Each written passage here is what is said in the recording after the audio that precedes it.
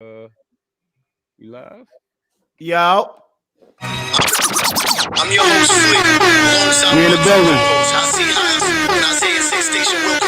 Let's get it. This is a podcast of personal development, financial literacy, and community action told through the Let's get perspective it. of today's premier athletes, musicians, and actors, and anybody that has a couple jewels to drop. I hope you enjoy it. Beloved, let me talk to you. Let me talk to you. Beloved Talk Podcast. Beloved, let me talk to you. Beloved. Let me talk to you. Beloved, let me talk to you. Beloved Talk Podcast.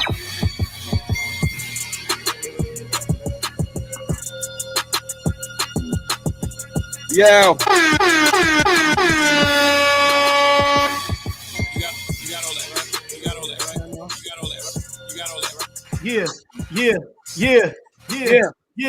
Yeah. Hold on, before y'all start. What's the vibes? I did not know y'all had a theme song like that. Let's get it. You want to hear it again? What's the vibes? Yo, this nigga, that's a wrestling walk-in music right there. Nigga, if you's a wrestler, that's definitely what you walk into. That's fire. We in the building. What's good, y'all? Yeah. What's poppin', big bro? How you feeling? Week 4, man. Week 4, bro. Yeah, the thing is coming through my computer, so that shit is fucked up. My bad, y'all. That's a beautiful thing. Oh, man. Sorry about that. What's good, y'all? How y'all doing? My bad. Chilling. Oh, man. Yeah. I'm on. What's good, brother? Glad you. Listen, I told it last week. Last week was beautiful, beloved. So I said, I gotta be part of this some way, somehow. I gotta, some gotta get. You dig what I'm saying? Some gotta give. I said, I'm in there. I might be here next week. My son Timeline is an honorary host. He's part of the beloved family. Oh, yeah. Zay, I'm coming for your spot. Yeah. Peace to Zay. Yeah. And if they go overseas, it's a wrap. It's a wrap. It's a wrap. Get some You relax. can't do this from overseas, beloved. Relax to get some rest and watch the joint, Zay. Peace, Zay. My son Haas got his candle lit. You know what I mean? Got the vibe ready. You know what I'm saying? He's ready to go. Ready to cook that shit. Hey, yo, how's vibe? Feel me? Vibe it out. DJ Larry Love on the ones and On the twos. ones and twos. Yeah. Talk Yo, that bro, shit. this is episode 4, man. We doing good, HOTSEAThaas, man. How you feeling, bro? Can we get a rest in peace songs for the Dark Man? Oh, yeah, rest in peace, Rest in peace, yo. bro. That's crazy, bro. That's so crazy. it's son. crazy because remember last week, then while we was on, Haas getting the story. Yeah. And Haas said the story about him taking all the pics, and that's crazy. That's crazy. That's bro. crazy. That's so crazy. I was talking to wifey the other day. I'm like, yo, bro, we so immune to death because that shit is right in front of our face now, bro. Like, oh yeah, right on Instagram, niggas die. You feel me? Like, Hussein. so sad, son. Like, we more adapted to death than life, bro. Yeah, we don't even know nothing else. That's all we know. That's all we know. Niggas die, son. Shit, this shit crazy. That X shit is crazy, son. And that's a lot. Yo, I don't think people understand. We use the word legend so like freely. Yeah. X like, is top, bro, that's a real legend. Like real legend. X is top 5, no cap. Bro, without a doubt. X is top 5, no cap. Damn, Mac, you cannot say I put DMX at a level with like Snoop Dogg, where he's like so recognizable. Like when you like you gotta know DMX. Like you gotta know X, bro. You gotta know X, bro. I just different. I don't know, man. They trying to say it was the COVID vaccine that did it. I don't know. Did y'all hear that? Yeah, I heard they said he had COVID in his system. Come on. Yeah, they tried to say it was that, man. I hope it was, man. I don't want my boy to go out like that, man. With the drug on his name, yeah. With the not drug like that. on Not like his name, man. Not like that, bro. He can't. People get in the building. Like, comment, subscribe. People get in the building. Who that? Yeah, we got people commenting already. Who that? TG on the clock in? That's TG on the clock in. That's a classic. Yo, TG, I know you got some questions, beloved. Yo, why TG feel like he's so old? Like he knows so much. Shout out to Hussein Hustle. He's the same age as us, but he knows so much. My son TG's like 50.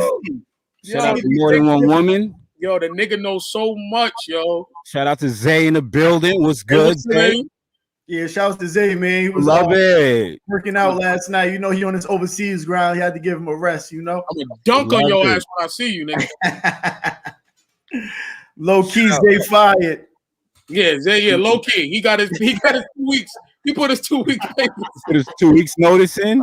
Zay was like, I'm out of there. These niggas is wilding. He said, this bullshit, yo.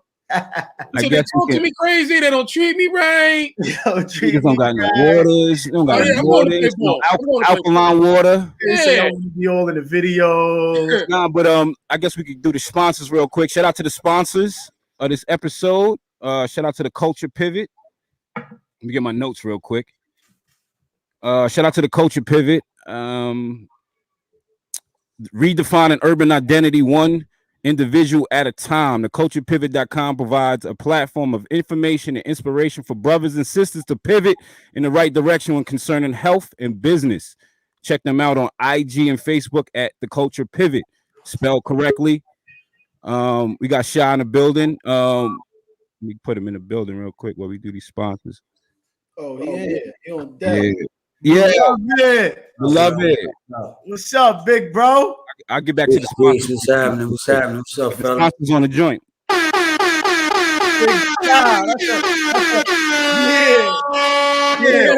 What's up? That's a Staten Island monarch right there. Oh man, monarch right there.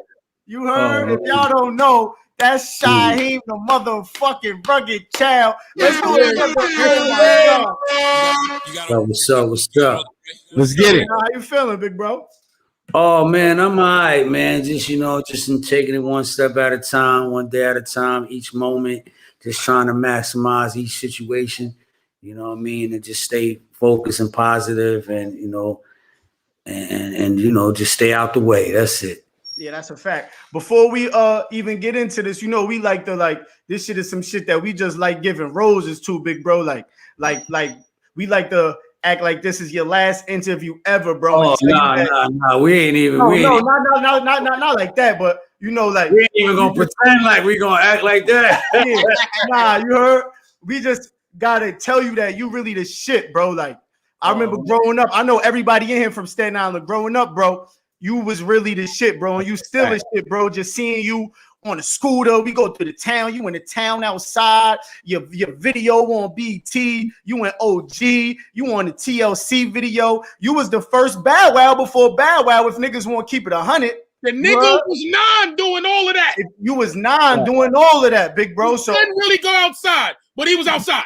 You feel Facts, bro. You was the first young nigga outside for real around all them old niggas. So I just want to give you your roses, bro, and let you know that you really important to Staten Island, bro, and you important to everybody in this chat, bro. You feel me? Like you really a staple in Staten Island. You a staple in New York. You a staple in hip hop, bro. So if you didn't even give us this interview, you giving us time, bro. That's worth more than money. That's worth more than anything, bro. So we appreciate you for that shit, bro, and we appreciate you, bro. Let's get some bombs on my nigga Shy.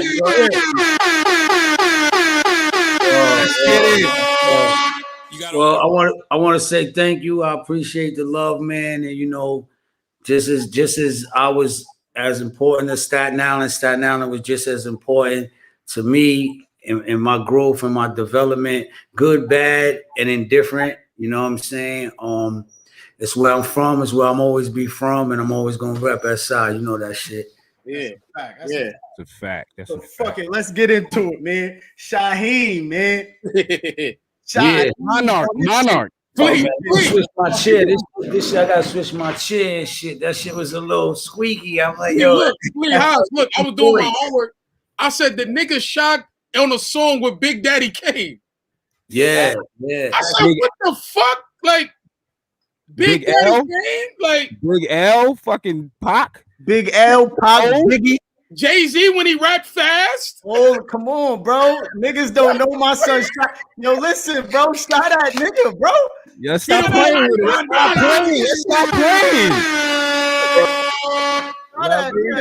Hey, look. Cat. But fuck it though. So we gonna start it off. Yo, bro. So you grow up in Stapleton and shit. So when is the first time you behind the mic with a beat on and you hear your voice in the studio? Do you remember what beat is on? Where you at? What song it was? Like your first song ever? You feel me? Like you in the booth, like, yo, I'm about to lay this shit. Oh, that's me on this shit. Like, when is the first time you really was in that shit? Like, yeah, I'm about to fucking rap. I'm in the studio, type shit. For me, it happened. I had met a Staten Island legend by the name of Mercury from the Foursome D's, and Merc used to throw parties at a place. I don't know, y'all. I don't know how old y'all is. I'm about to tell my age, but it used to be places called the Junkyard and clubs on Bay Street. This is before the wave. It's the same club, but you know they switch names all the time, so it's the same spot. And Merc used to book talent to come to Staten Island and perform. And I had performed one night there, and after that, you know what I'm saying, he had put me in the studio, and that's how I made my first song.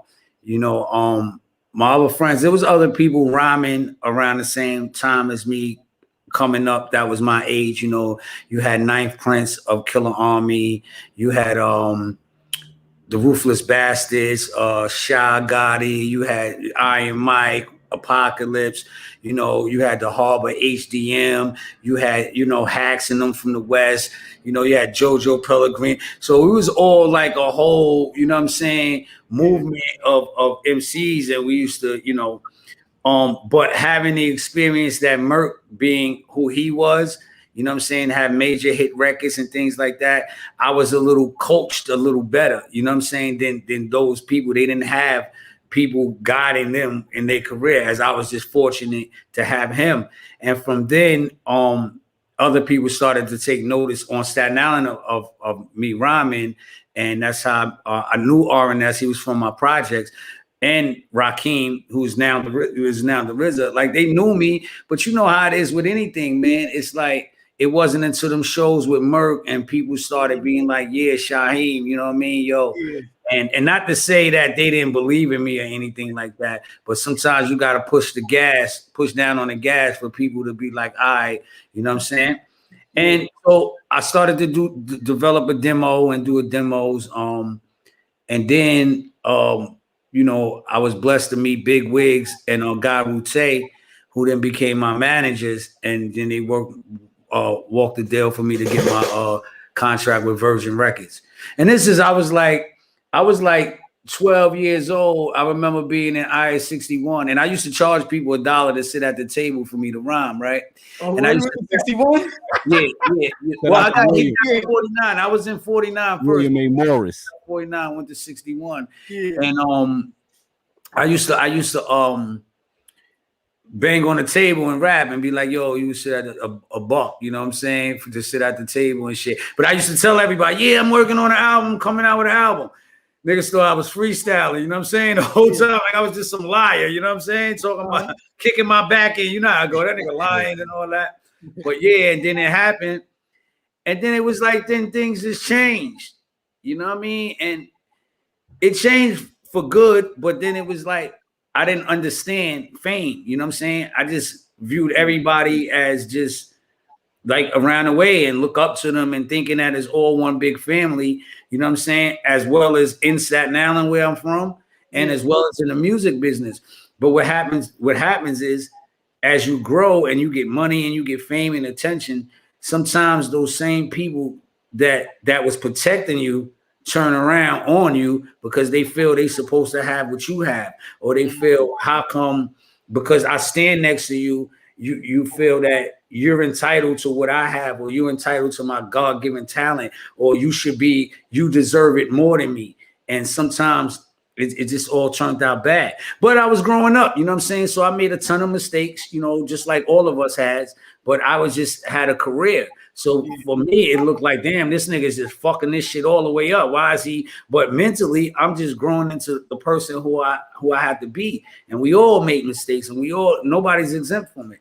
So I went through a ton of shit in my life, you know what I'm saying? But I will say that the blessing was in the lessons that I learned, you know what I'm saying? So I'm most grateful to the Most High for everything that I was able to endure. Wow. Yeah, we gotta back up a little bit, cause Shy being too modest right now. You heard? Yeah, he being real. You heard? Yo, Shy, you being real modest right now. Shy, you heard? We Staten Island niggas right now, Shy. Yo, You was 13 at the fucking Wave. Oh my God. That's How different. did you get in? How the fuck did you get in the club? How you get in the club 13? Because it wasn't many. It wasn't many of me there. So back then, it was like this. Like anywhere you went on Staten Island, you could be dead ass broke, and you run into one of the big OGs. You ran into Knowledge Bill. You ran into motherfucking Barry Blue, rest in peace. You ran into Herb, Lover, LK, Uncles, all these big niggas, and like, yo, I need $5. You know what I'm saying? Here, shorty. It was a different bop. They taught, you know what I'm saying? They encouraged you. You know what I'm saying? It was just a different thing. So of course they was gonna make sure Rugged Child got in. You know what I'm saying? And that's how it was. Let them in. Flea, you saw he said that comfortably, like it wasn't a lot of me there. That's what. It wasn't. No, it wasn't. It wasn't a lot of me there. Yeah. Nah, I'm just saying. Yeah, it's only one rugged nigga. Only one rugged. The moniker. No, that's hey, Shy, get into that. How did Shyheim the Rugged Child come about? The name Shyheim the Rugged Child. Well, I mean, not Shyheim, but Shyheim's my birth name. My mother named me Shyheim, and and that came from the Nation of Gods and Earths. Back then, late 70s, early 90s was a big thing, and so that's how I got my name. And the Rugged Child, they named me that in Stapleton. I was just always had big baggy clothes, never braided my hair and shit like that. Yeah, you know what I'm saying? I was a little dirty light skinned nigga. But still newspapers, as soon as they drop them shits in the morning, it'd be Sunday morning. We'd be out on the side of the bitches waiting for them to drop that shit, knocking door to door. You know what I'm saying? Advance, you know what I'm saying? But nah, that's what's up. Now, Flea, you had this thing about no shot to the Boondocks, but yeah, that's the image of the Rugged Child and the image of Huey or what's the other one? Riley. Huey and Riley, that's Shyheim. Yeah, that's you. Shyheim, Flea is serious about. He don't give a word. Yo, listen, I've been trying to tell niggas, shot them niggas took your swag. That Boondocks is you, bro. Yeah. Nah, you know what? I even with that, I do see a lot of similarities because it's the parable of me. You know what I mean? I'm a very intellectual, but at the same time, I'm just a fuck up idiot sometimes, and I get myself in stupid shit. So I definitely can see how they just took my hairstyle, took the braids. I mean, but again, that's just not me because that was the Rugged Child all over the world. You know what I'm saying? There's a Rugged Child everywhere. You know what I'm saying? So it really just represented who I am, and for those that resonate with who I am, then they can see the similarities in the character. I mean, I wish I could probably get a BC off that shit. Yeah, we need to put that out. Fuck that. You need to put that out. Fuck I'm making a post later.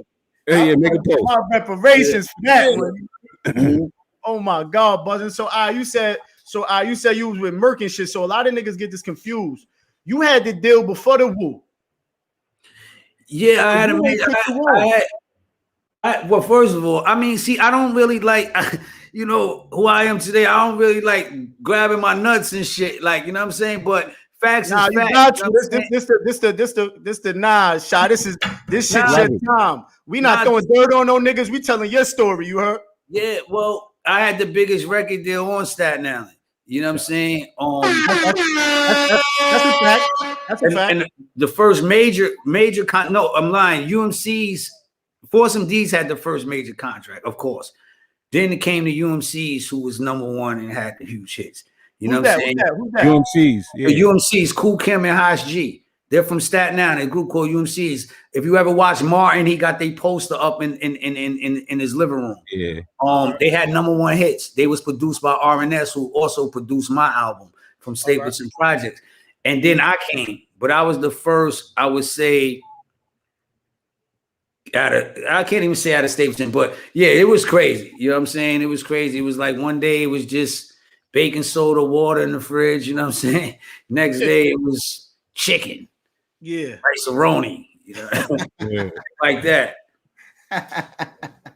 Or I kind of lost the train of thought. But what was the question? I just went. No, I said when we was talking about the record deals. You was the first one to sign a record deal. The Wu didn't put you on. You got your shit separate from the niggas. Well, I can't from the same hood type shit. Yeah, well, I can't say the Wu didn't put me on because it's like this. Rizzo was my mentor. Like, you know what I'm saying? So Rizzo taught me not how to rhyme, but how to write better. You know what I'm saying? Allowed me to go to meetings with him. I was like, it was so bad with me and the RZA back then. I don't know, but people know from Staten Island, there used to be a war between Wu-Tang and Now Born Click. And they made a diss record, dissing the Clan. And they was like, Shyheim under Prince Rakeem Wing like a fiend. Like, and I was like, damn. Niggas just threw me like a fiend because that's my big bro. So I was always, you know what I'm saying, under him, but I was just soaking up knowledge, you know what I'm saying? Yeah, that was a good one. That was a good one. And that started because Lee, I don't know if y'all know Lee, but that's my boyfriend, right? Yeah. He was one of the nicest niggas too in school, him and Chauncey. So it was all of us. We used to rhyme and shit. But I got the record deal, but we was friends. And then once I got the record deal, we wasn't friends no more. And then we started fake battling. You know, the shit goes. Same shit's happening right now. But yeah, but I got my recording contract before. See, what happened was they came out independent because they was adults. You know what I'm saying? So they pressed up Protect Your Neck and put it out. But I was signed already. You know what I'm saying? So by the time my shit was done and I came out with my shit to the world, it was like, oh shit, Wu-Tang blew up and came back and got their little man, which was in part was true because they put on for Staten Island and my affiliation helped and vice versa, because I would like to believe, I don't know, that at the big table of Staten Island and contributors to the game, I would like to think that I bought maybe some bread or some soda, being the first in movies and television. You know what I'm saying? Talk about that. I added on to that. You know what I'm saying? You brought some mac and cheese. You brought mac and cheese. You brought mac and cheese, Buzzy. You brought mac and cheese. You brought mac and cheese to the table. So. Yeah. Three cheeses and shit. Three cheeses. Yeah. That shit crazy. So what? So what? You was 12 when you signed your deal? When I actually signed, but my song ain't come out to 94. I was like 15 when it actually came out. I think something like that. How the fuck did that feel, bro? You from Staten Island? I just got a fucking deal. They had sent me on a actually first I was running around with Big Daddy Kane on tour with him. And that's how I got on the freestyle with Pac and Big and them, because I was with Kane at his show at the Garden, Madison Square Garden. This is 93. I was on the stage at the Garden in 1993, rhyming. You know what I'm saying? But then through the Kane, you know what I'm saying? Then after that, I went on a promotional tour to promote my single that was coming out, which was On and On. But at the time, so I'm running around the whole country, going to different states. And one of my boys, I was speaking to him on the phone because this was landline. So it wasn't like every once in a while I get the call nigga from the hotel, like, yo, what's up? So he like, yo, your shit on the radio every day. Like, for real. I'm like, get the fuck out of here. You playing games. Like, nah, bro, for real. I'm like, all right, whatever, nigga. You know what I'm saying? But when it was real, it was like I came back to New York and I was getting off the airplane. And it was the first time I was recognized. And somebody was like, oh, shit, Shyheim the Rugged Child. Right? And so they ran up on me. So I was kind of startled. And they was like, yo, let me get your autograph. For years, that was the funniest shit to me, giving people autograph. If people got my autograph back in the 90s, they would say every time I'm signing this shit, I'm laughing. Because I just couldn't believe motherfuckers wanted me to sign a piece of paper. I was like, yo, this shit is crazy. You know? Sha, I had that same problem, Sha. When niggas see me, right? I be like, oh shit, it's right. Yeah. I be like, chill. Relax, my nigga. Chill, beloved. Relax. Hey yo, Sha, how the fuck did that feel though, bro? You say you 15, you got a deal. You go back to the hall, like, do you like tell your niggas we on, like we out of here, or do it just be like, or like do when you go back to the town, you just feel regular type shit, like I just got money, but I feel regular, like how I felt that way. But I wasn't perceived that way. I may have been perceived as showing off. You know what I'm saying? I may have perceived, you know what I'm saying? Because with those things come that. But I was just living my life. You know what I'm saying? I was riding a scooter because I could afford a scooter. I wanted a scooter. Like, you know what I'm saying? I had a car at 15. I used to sit on telephone books and a pillow and drive around Staten Island in a car. So, but with that came the girls You know what I'm saying?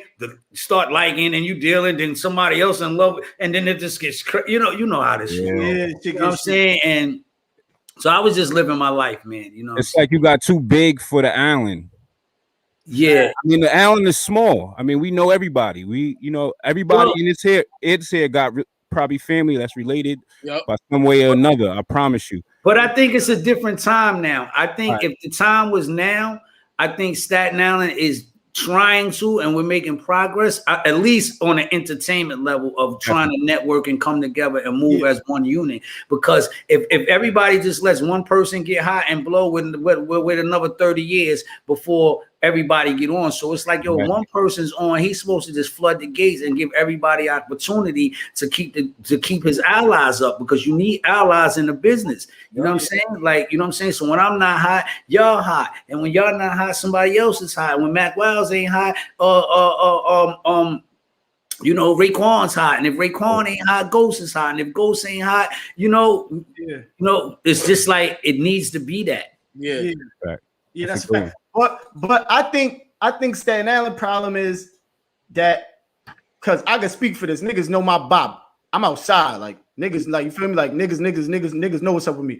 But I think it's like when the Staten Island niggas see one Staten Island nigga blow a little bit, they expect that nigga to turn around and give him everything. You gotta let a nigga get his foot in the door first and turn around type shit. Like niggas be expecting like a nigga from Staten Island could come out right now, a song will be on the radio, and niggas be like, yo, oh bro, now post my shit on your page. Like, you feel me? Like niggas be expecting niggas to do everything. Like, see, like niggas probably was expecting you to do everything. Shy, like, yo, Shy, I want to go. Like, bro, you can't go with me right now. Give me a minute. I'm gonna spin a block and I'm gonna come back. You gotta give me a second though. Like, nah, because I can agree, right? Because I felt that way too at times. I felt that way at times that Ghost and them ain't do enough for me. Riz ain't do enough. That's when I had expectations, right? Once we let go expectations, right? And to help, right?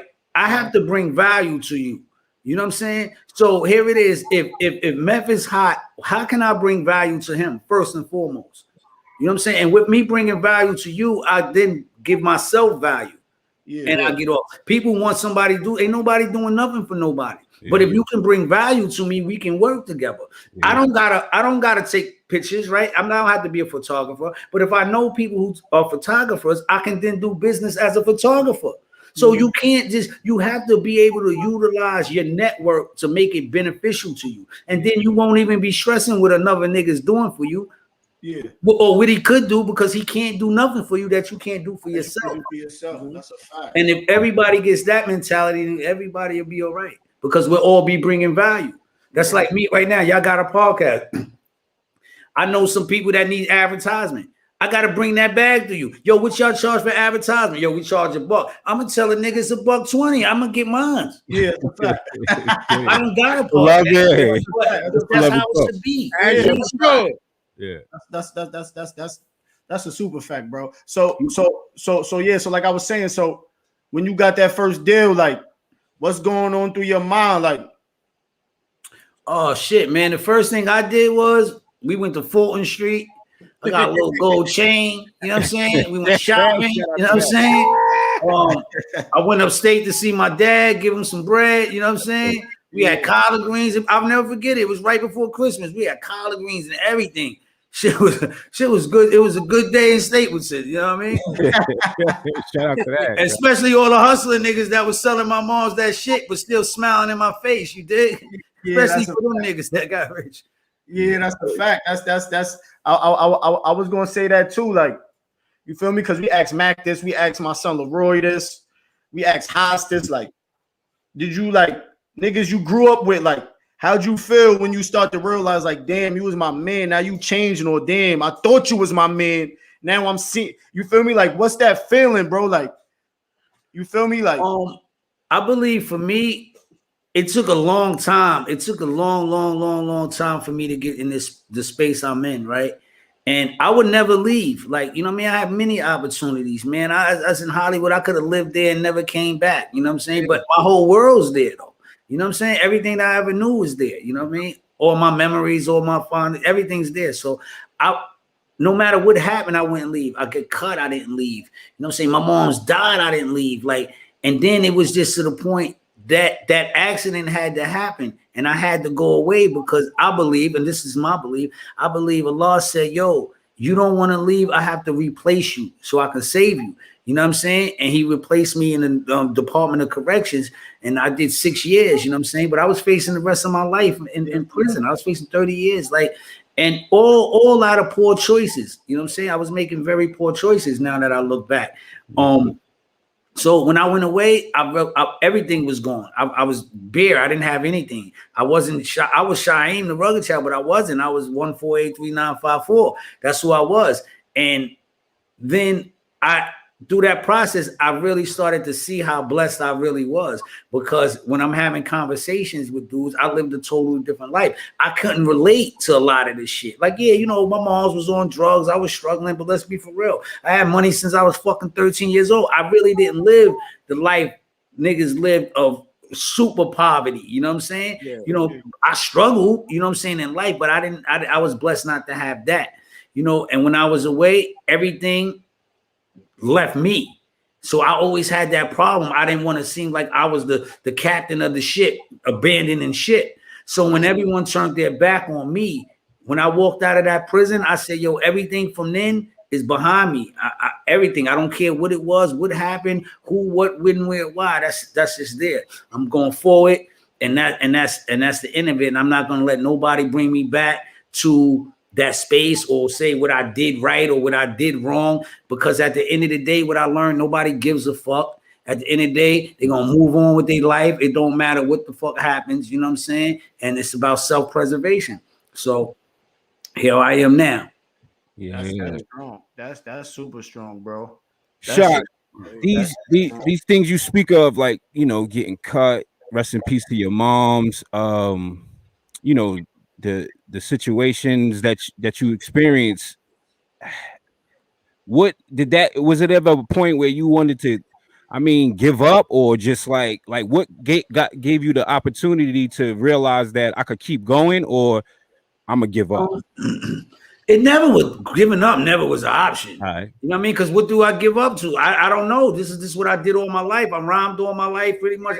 It's no giving up with anything, but it's making better decisions. I'm still the same person. I just make better decisions today. You know what I mean? And that's just in a nutshell. And we have to. And I feel that through my process, while I went away and I had to learn these things through my life, losing my friends. I lost a lot of friends, man. I was just telling my man that, yo, I'm going to do all my tattoos over, because all on my body is rest in peace. Rest in peace, Sandy. Rest in peace, Pool. Rest in peace, Twin Glock. Rest in peace, Big L. Rest in peace, Sack. Rest in peace, Grandma, Grandpa, Auntie, Mommy. It's all death and bad shit. I said, man, I'm putting some nice flowers. I'm putting life in.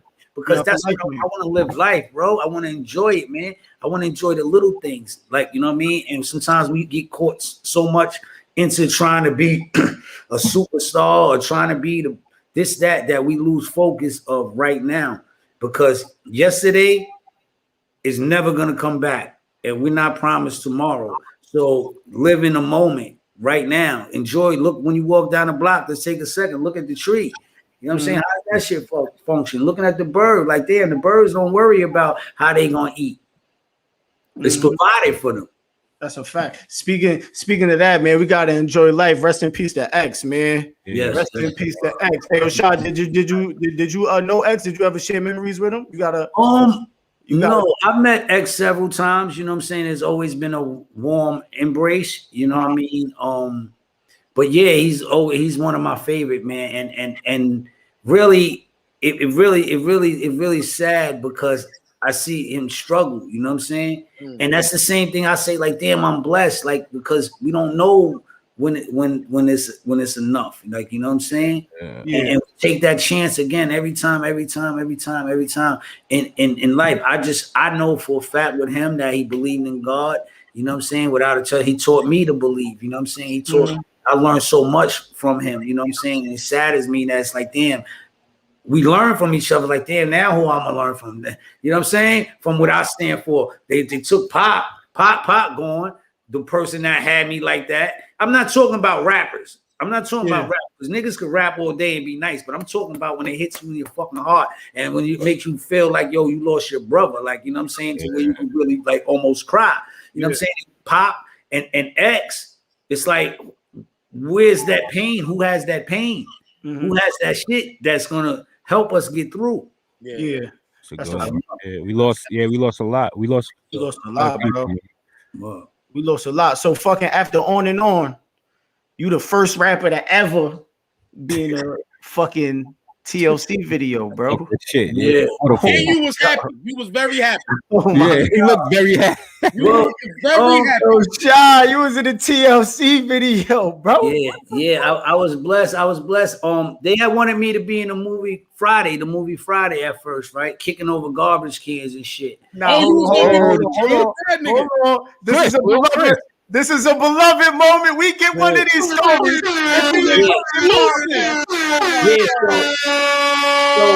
But back then in hip hop, you couldn't do no fucking movie. You was a super sellout. Like, I couldn't rhyme after that. You know what I'm saying? Kicking over garbage cans, coming back to Staples, and niggas would have fried me, or I couldn't even sit on the bench. Niggas have been killing me. Go kick a garbage can. You know, that shit would have been terrible. So I was like, nah, I ain't doing that shit. Fuck that. You know what I mean? That's crazy. What's up, Mac? My boy Mac in the building. Shout out to Mac. Shout out to everybody on the chat. You know that. Yo, Mac. You the wild Mac. I just said he was supposed to be in Friday. Oh my God. He was supposed to get his ass whooped by Smokey. Yeah, but see, this is the thing, right? I never set out to be an actor. That wasn't my thing. You know what I'm saying? I was an MC. So it wasn't a big deal to me. I'm like, man, I'm gonna make this rap, you know what I'm saying, do my albums or whatever. But then they contacted me about the TLC. So they was like, well, it's not really acting, you know what I'm saying? So I was like, word, okay, it's not really acting. I'm not really like acting or pretending to be something other than myself. So I mean, that was one of the best decisions I ever made because that sparked my acting career. Yeah. That shit crazy. Yeah. Hove referenced you in Decoded saying that he admired you as your career, you know what I mean? And your voice. Another moment I guess you could talk about, or people want to know, is that is it rumors that you were supposed to play, or I mean do the part of Memphis Bleak on Coming of Age? Yeah, you know, see what happened with me, right? As a kid, right? I was like this little golden goose egg, right? Everybody wanted to keep the little fucking golden goose. Nobody wanted to let nobody next to the little fucking egg, right? Mm-hmm. So that was a missed opportunity for me by people that maybe didn't feel like they was going to benefit from it so much that they blocked it. I had no acknowledgement of it until I read it like everybody else read it. I was like, oh shit, damn. Like I met Jay before, like, you know what I'm saying? I would just wish he would have just said, yo, Shyheim, yo, I want you on this song. Then it would have been done. But I guess he was trying to handle it business-wise and go through people the correct way to get to me that it never really, you know what I'm saying, happened. But like I said, I think Bleak did a great job, man. You know what I'm saying? I'm honored, you know what I'm saying? I'm honored that he seen me in that light, you know what I'm saying? And who knows, maybe one day we could do something really official, like, you know what I'm saying? Like Of Age. You know what I'm saying? Oh, yeah, that sounds great. Fleet. Did we just, all right, first of all, we just heard he was supposed to kick the garbage cans in Friday. Yeah. And now ran too fast over that. He was supposed to be Memphis Bleak. No. Hold on. Bryce, you slick, Bryce, you slick, but I'm a professional. Hold on. You slick, but I'm a professional, right? Yeah. No, I wasn't supposed to be Chris because I wasn't jacking that shit. Oh, I could never be Memphis Bleak because Memphis Bleak is Memphis Bleak. You know what I'm saying? Got you. If you know what I'm saying, if anything, Memphis Bleak got his opportunity because Jay seen something in me, and then he was able to see the same thing in him. And Bleak, okay. You know what I'm saying? Got you. I like that. Crazy. Just to be in that mix, though, it's legendary. At 15, 16, right? 15, 16. Yeah. Oh my God. Yeah. That's legendary. Nigga, I was kicking over garbage cans at 15, 16. For free. I mean, good times, man. When my book come out, I think they're gonna enjoy it, man. You know what I mean? I remember, man, I was a wild teenager, man. Limousines packed with girls, like we was out of control, man. You know what I'm saying? Rockstar. I wouldn't change. I wouldn't change it for the world. That shit is crazy because you said that I fucking remember. I'm like 7. I know you remember my Uncle Slim. Uncle Slim. I'm fucking with him. He and his Infinity. Him and my pops Mike Duzon. We pull up. He like, look at this wild nigga shot. You in the white limo. It's mad bitches in the crib. Yo, that's crazy you just said that because I remember I'm like 7, 8 coming from Staten Island Boys football. They go to the town. My dad go pick up my Uncle Slim and shit. And you pull up in the joint with your pants going down the throat. I'm like, bro, that's this nigga shot. You came to me, like, yo, Unc, what's up? I'm like, oh, that shit, that's crazy how the universe works, bro. He said, when I grow up, I want to be that nigga. It sucks. It sucks to be a kid MC now. Like, it really does. Like, for me, it was the time. It was the time of my life. You know what I mean? For real. Like those were some good old days, man.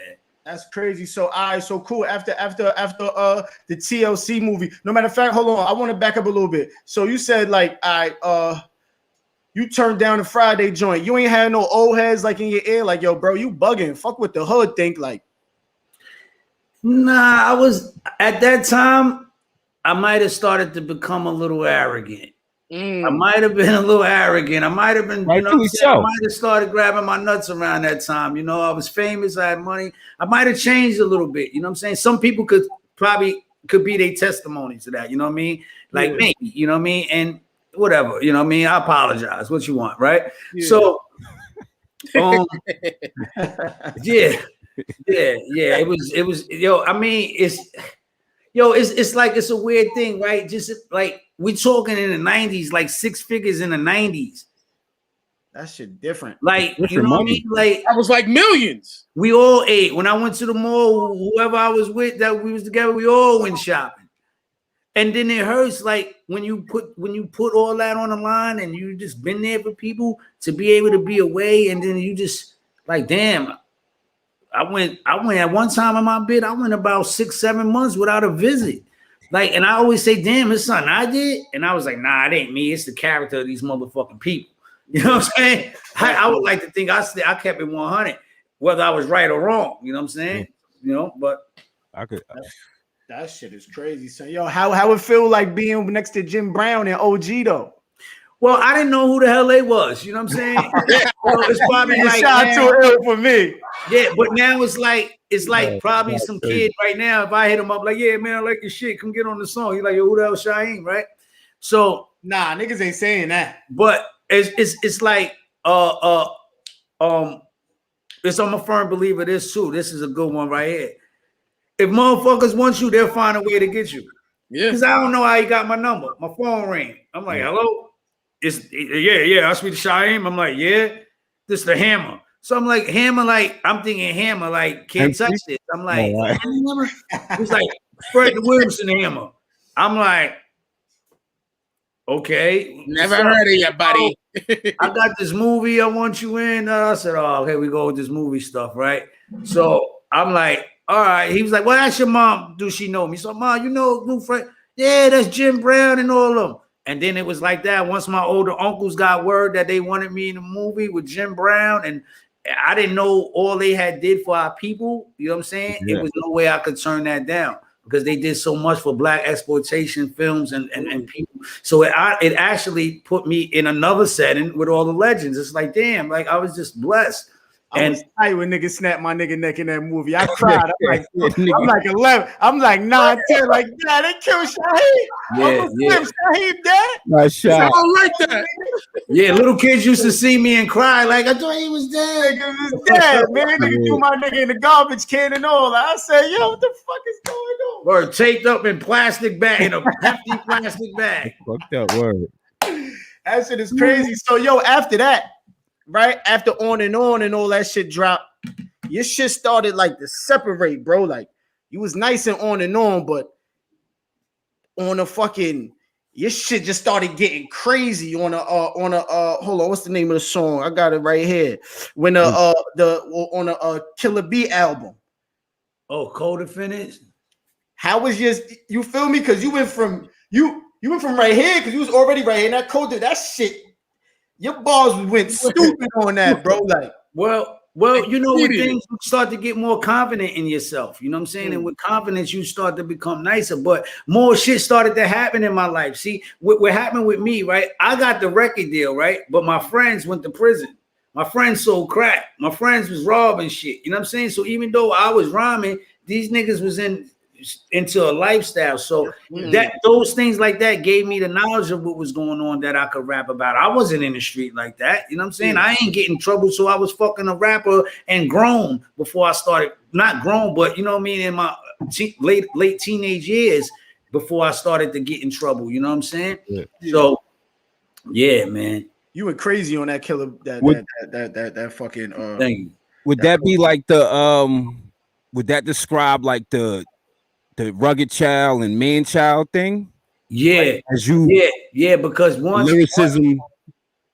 Once after rugged child, I was starting to go like, you know, you leave puberty. I was becoming, you know what I'm saying, more towards an adult. So, and I had got my hands on a book called Man Child in the Promised Land, written by Claude Brown. Fire book. When I read that, I was like, damn, he's like me. He's from like this is. So I said, yo, I'm the man child. You know what I mean? And by the time that happened, you know, that was my third album. Yeah, that album's shit is dope, man. That album is fire. That book is fire too. You ever read that book before? I never read. I didn't know that was the core. You know, the reason the core. Yeah, that's what I must read. That book is fire. Yeah. Quick question. So last week, right?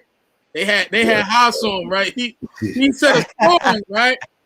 We got to get into that. He said, you move real militant at 12. You knew how to operate at a young age. So he said, I had a little incident in Canada, wasn't it? It was Canada, right? Oh. You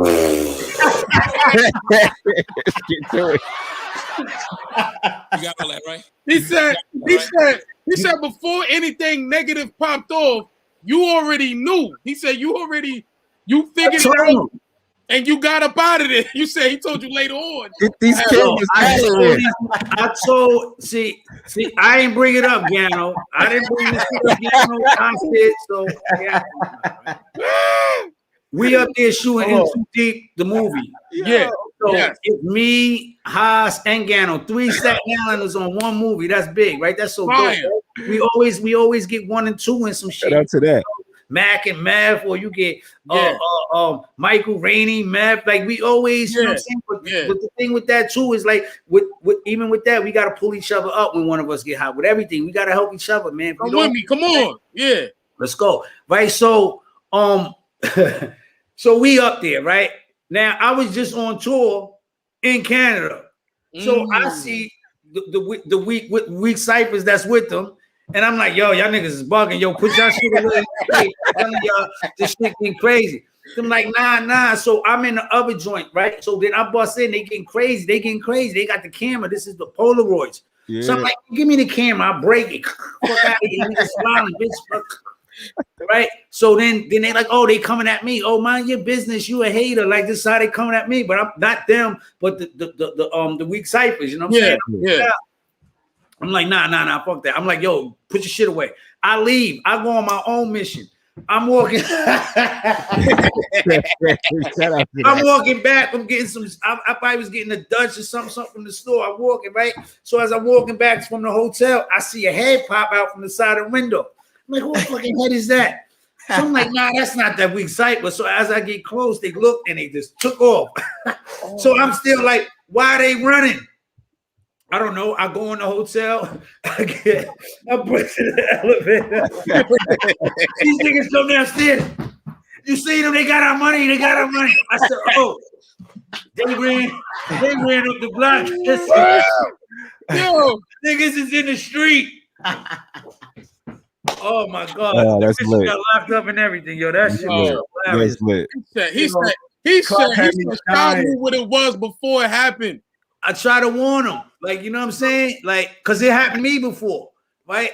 You know, I used to wear big chains, right? So I wake up from after a show with something.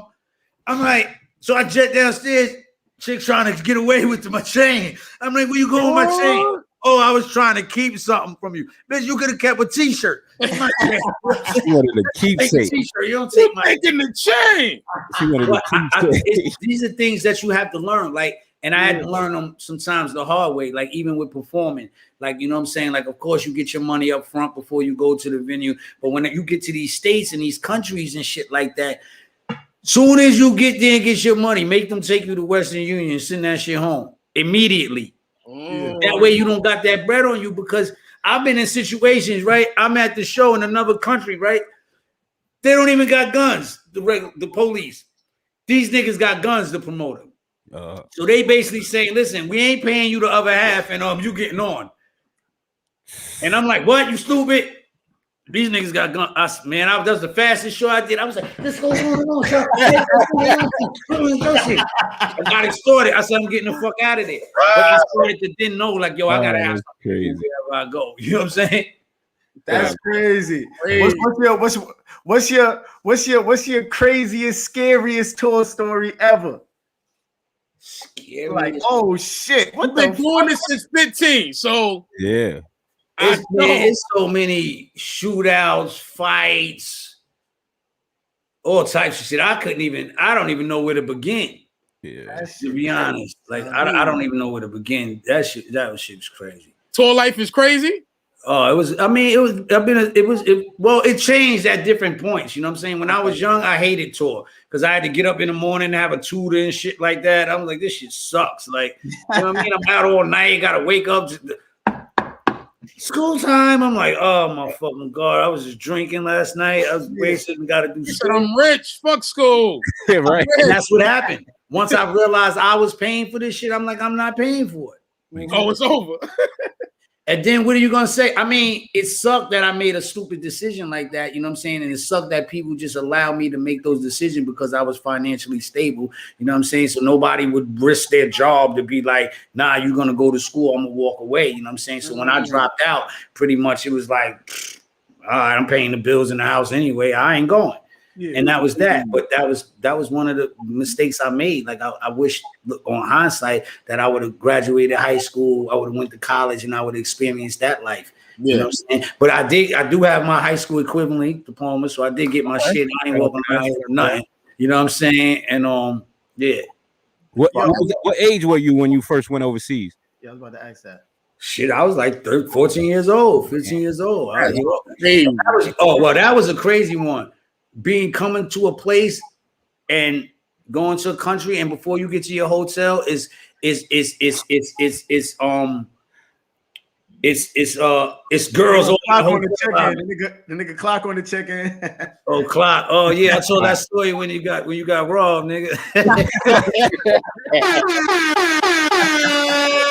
my guy though. That's my guy. Word up. Memories. Yo, look overseas though. Yo, look how they both call females two different things. What Haas called them? What no, my nigga said I was. You probably called them bims, because back in the days you used to call them bims and shit. You called them. What you just called them? Weak ciphers. Weak ciphers. Yo, this. Bro, I mean, that's just mathematics. Those that know mathematics know what I'm talking about. Yo, that shit is fire, son. Yo, bro, that shit was just that Staten Island energy back in the day. Them niggas was so ill, bro. Like, you couldn't even be around niggas if you wasn't ill, though. Like, it's like, that's like that energy was just so, like, you heard, like, like you had to, like, you calling niggas smups, like. You had to, because we was trying to be noticed so bad. Like niggas be like, yo, where you from? Staten Island? Be like, Long Island? Like, no, Staten Island is right there. Niggas be like, I don't know. Never been there. That shit, like, we used to go play basketball with housing and be in the Brooklyn and shit like that. It was like Staten Island. We had to go through some shit to represent, to be put on the map. Like, you know what I'm saying? And not for nothing. That's why, you know, it's like, yo, for my big brothers, the Clan and all them niggas, and the Mercury and the Foursome D's and UMCs and all that, it's nothing but respect, because they kicked the door in for me. You know what I'm saying? And that's it. So I'm always gonna, you know what I'm saying, keep them on that level, man, and respect. Smooth said, DJ Smooth said, why do Staten Island niggas got a reputation for robbing niggas in the tunnel back in the day? I don't know. I don't know. I mean, I went to prison for one of those, but I didn't do it. You know? Oh yeah, I forgot what it said. Yeah, we're not talking about that. Yeah, I didn't really do it, but I had to again call myself keeping it real. Yeah. Go to jail, everybody move on with their lives. You know what I'm saying? Yeah. If you were to tell me today, I'd be like, y'all niggas better go tell them niggas I got a career to go to. You know what I'm saying? I got my kids, like, you know, and you know what? Nobody wants to go through that. You know what I'm saying? But we just have to make better decisions. You know what I mean? So I have to take responsibility for being with people that did what they do, and they didn't do nothing wrong. They was just doing what they was doing. I was in the wrong. I shouldn't have been with niggas doing what they doing. That's crazy. That's crazy. So you caught a charge from the tunnel and went up top for that? Yeah. I did 2 years. That's how I ended up on the Source cover, the Hip Hop Behind Bars. That's how I ended up on that shit. For something you ain't even had nothing to do with. It was. Yeah. Well, see, this is the thing, right? When you say nothing to do with, if I don't say yeah, let's do this, I don't got nothing to do with this shit. If I'm with y'all and y'all just spin off and do what y'all do, and then y'all come back, cause it, you know what I mean? It's like, oh, all right, well, we out. Like, you know what I mean? I'm not thinking they gonna be like he pointed, like throw me in the mix of that shit. But when you with people, you with them, and the only person they knew was me. Wow. So I was in a position. You think, you know, if you got friends, right? There's your niggas, right? Damn, Shaw's a movie. They trying to charge Shaw for this. Yo, let's go to the precinct. Tell them the truth. We did it. Hold it down. But niggas will sit back and let you go to jail for this shit and then still call you they man. Like, yeah, it's a truth. That's crazy. I ain't know that. You know, not everybody, you know what I'm saying? And even then, and they not, I don't feel no ill will towards them because nobody's exempt from making mistakes. I'm sure if as they grew and they look back on it, it was like, damn, we were supposed to do this because Shaw would have been Shaw's the bag. The bag, bro. Protect the bag, yeah. But you still see that happening today. Oh yeah, in the bag, it's the same shit. Yeah, that shit is crazy. I ain't even know that, son. Yeah. Besides that, you got a crazy tunnel story. Besides that, because I like hearing about the tunnel. Like, well, I love. We got banned from the tunnel. We couldn't go to the tunnel anymore at one point. What? Yeah, I heard about that. Yeah, I remember one time we went there and we was deep, and they was like, "Y'all not getting in." And Riz was like, well, "I got $50,000." They was like, "You're still not getting in." No, hold on, time out. Yo, bro, oh my god, yo, you know Mo, a Barber Mo? Yeah, he told me the same story. I thought he was lying. That's crazy. I got 50,000. We in. He was like, "Nah." That's why in the cold defendant, I was like, Wu-Tang Klansman, we banned from the tunnel. You know what I mean? Wow. Damn. But we was fucking shit up though. We was fucking shit up. Staten Island told niggas to run deep. Like we was the first nigga coming with 80 cars and 150 people in a club. People wasn't doing that. People was getting on and not bringing their hood with them. We was the first to bring our whole neighborhood, everybody. That's lit right there. Shit. That's crazy, son. We said that bar, Wu-Tang running deep. Niggas said that. Niggas said that. You said that. Nah, Drake said it too. Who said it? Drake said it or Big Sean said it? He said my crew deeper than Wu-Tang. Yeah. I think Drake said that. Drake, yeah. I don't know, but I gotta get a head count to say that. I want to say let's get a head count going. That shit crazy, son. Yeah. That shit is crazy. Hey, yo, back to Uncle Clock though. He was talking about Belly last week, man. Let's talk about that. What happened with that, man? Yo, LL was like that. He was out of control. That was my guy. I love LL. I love him. Wait, what class? He said, "Yo, I don't want you to act funny with me at lunch." Yeah, I don't want you to act funny with me at lunch, but I gotta punch you in your face right quick. Yeah, because see, L was like that, man. L's funny. I remember we was going out. Hospital. I remember we was going out to the club. And Gano wore all the fake jewelry in the car, and I was like, "Yo, Bob, what's up? Why you still in character, nigga? We going to the club? Get that shit in the room." Gano ain't give a fuck. He had all that shit on. He said, "We not filming, nigga." Damn, yo.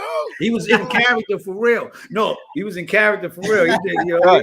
Nigga said, and then we had that scene coming up. It was funny because we knew the scene was coming up. We was like, "Yeah, your big night's coming up, Gano." You know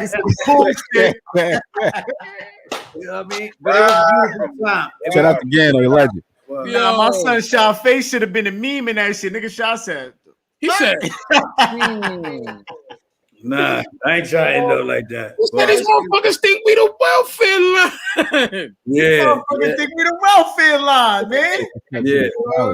But yeah, nah, that's all right. So copy. So let's get in the belly, man. Why says niggas tried to block you on that? Well, I mean, it wasn't tried, like, you know what I mean? They were successful at it. I mean, see, here's the thing, right? Niggas is hate. It's like the only two, and maybe, you know, Haas and those that were still left on the set heard certain things because they were still working. You know how if you get fired from your job, everybody at the job know what the fuck happened, but you fired already. You know what I'm saying? You in the crib, yeah. Yeah, so I didn't know, but I just think the whole shit was just kind of messed up because it was like beforehand I had the role, like, you know what I'm saying? And I feel like the production company and the director and them, they used me because I plugged them to get with Meth and Power in them. They didn't have them. And you know what I'm saying? I plugged that plug. So it was like, even though allegedly, you know what I'm saying, Boy was hating because of whatever his personal, you know, issues was, whatever, allegedly he blocked the move. You know what I'm saying? And it was, you know, at the end of the day, what's for you is for you. You know what I'm saying? Obviously, that wasn't for me. You know what I mean? Would it have been nice? Yeah, I would have loved that check. It was looking nice. And it's just how things happen that I was a little more disappointed in. You know what I'm saying? Because it's like, yo, if somebody calling you every day, and then when shit don't go right, then you don't hear from them. It's like, damn, just get that same energy. Yeah. I found out I wasn't in it because the car ain't show up. So I'm like, yo, what the fuck? So yo, miss, the car ain't come. Oh, you ain't in it. I'm like, oh, where I like that's crazy. You know, and I've heard things, you know what I'm saying? Like I'm sure a lot of people have heard things. But for me to say that that man did that, I don't have no proof besides that I got kicked out. I know it was a little funny shit going on between me and another person that I guess they feel is dear to them, but that's like some boyfriend girlfriend fallout shit, and people take it and you know, I mean, whatever. I can't answer it. The only two people that like I know that either the people that were still working there would know, and that person and the production people whose decision was to fire me. Damn, son, that's some hated shit, bro. You ever seen Boy after that? Yeah. But again, I mean, I think he's one of the illest niggas ever. You know what I'm saying? It never was no ill will. Like, you know what I'm saying? That's why I didn't understand. I'm like, damn, you got it. Like, I don't know. So that's why I can still say, like, I don't know. You know what I'm saying? But it happened. You know what I'm saying? Yeah. That's crazy. So I if you don't gotta answer it, you don't gotta answer it, but who was it over, like a joint or something? Like it was a joint. Niggas always over a joint. That's what I was like. For real? It was over a joint. You gotta remember, this is shot 15 years ago. He was come on, son. It's always over a joint. It's always over a joint. Usually, because sometimes dudes are mad at the guy that the girl likes more. What the fuck you mad at? Well, what the fuck? You know what I'm saying? I don't make the decision, you know what I'm saying? Or whatever. Like, you know, people choose what they choose, but and you know, we all handle things. And I mean, but you know, I wish everybody the best. I don't even really care. It was a good time. Yeah. That shit still don't mean you still got classics under your belt and you still working though, bro. So your shit ain't even in the middle yet, bro. Like you just on the prom shot, bro. Like you feel me, bro? Like, bro, man, listen, bro. So you really got this shit in your hands, bro. So is that like a normal thing in Hollywood? Like people shit that like wasn't that? No Hollywood shit. That was some shit. That was some shit. It's like, yo, all right, me and Shorty had a little disagreement because she was, to me, I felt like she was like stealing, like coming, you know how you pillow talking, but like round pillow talking, popping up on shit, saying little slick lines that came from the home to the back cave. I'm like, bitch, you keep going running over there saying that shit. This is our shit. You know what I'm saying? And so I voiced my opinion about it, and people ain't like that. So I guess being that I'm like, yo, bitch, you violate, you coming over here, you know what I'm saying? Stealing, but it's okay when you do it here. If I write you a line, we sitting around doing whatever we doing and we writing and I throw you 4 lines. That's fine, but do that shit here. Don't take the shit and run over there. Then when you get on over there, you don't even be like, hey, Shy, yo, what's up? Peace to Shy, Staten Island. And being all in the buildings and chicks from Stapleton wanting to wash you, but because you with me, they ain't doing that. Oh, so you had the joint out here. I ain't gonna say a name because I think I know who you talking about. I was dealing with her. That was my girlfriend for fuck out of here. Yeah, for a while. For a while, you know what I'm saying? But this business fucks shit up, you know what I'm saying? And you know, it is what it is, man. It was some teenage shit, you know what I'm saying? I had a great time, you know what I'm saying? No disrespect to anybody, you know what I'm saying? Love is love, man. I just wish everybody the best. That's a fucking fire story, Shy. We want to say who it is. Nah, I tell you when you get the book, I mean, see, you're gonna boggle your head because I'm kind of connected to so many. You be all over the place, like nah. I think I know what you're talking about. I'm gonna hit you after because I talk that shit. Nah, but you know why it sucks to niggas like on some real shit. It was like, nah, I was like, you know, on pretty much every girl's wall posters. You know what I'm saying? Like it was posters. These niggas may get a screenshot, nigga, but I was on the wall, like in the bedroom. It's different. You know As different. In the Word Up magazines, nigga. Yeah. Like you said, autographs was different. You know what I'm saying? Like different time. Hey, yo, how did it feel? Because because you said that Staten Island shit, right? Like we wasn't getting recognition, but it was one time we was on deck. It was you, the Woo. Fucking Haas was acting, Gano was acting. Like, how did it feel? Like, yeah, King. I forgot about King. King Just. Hey, Warrior. Yeah. Forgot about Bro Just. How did it feel like to be in the mix of that? Like, yo, I'm putting my borough on. Like, we in the club, niggas saying Staten Island. It's lit. Like, cause I know nobody in this chat, like, probably besides you, but us three, we never felt that yet, bro. You feel me? Like, we in the club, Staten Island, 4 niggas say, hey, but I know niggas don't say it, or they just don't say it. Yeah, or they don't say it. So. How did it feel when it was y'all niggas and they say Staten Island, the whole building was erupted? Like, I know that feeling was crazy. Well, it felt good because we were so unified. The reason why it was so working because when we went to a club, we was so fucking deep. You better play our shit and you better say it or somebody's getting punched in their fucking face. Staten Island was on go time. Like, it's a different time. You see it now, right? You see how many crazy wild motherfuckers is beefing with each other right now. Imagine we putting them all together and saying, now we going to the show. Let's tear some shit up over here. These niggas gonna have a field day. Because Staten Island breeds a different type of nigga. That's a fact. That's a fact. In the water. It might be in the water. I don't know if it's in the water that we on the ferry or it's in the water we be smoking, but it's in some water. It's in the water. That's a bar right there. That's a bar right there. I like that. That's a bar right there. It's in the water or it's in the water. That's a bar. Yeah. That's a bar. Hey, yo, in your own opinion, right? What's the difference between a song and a dart? A song and a dart?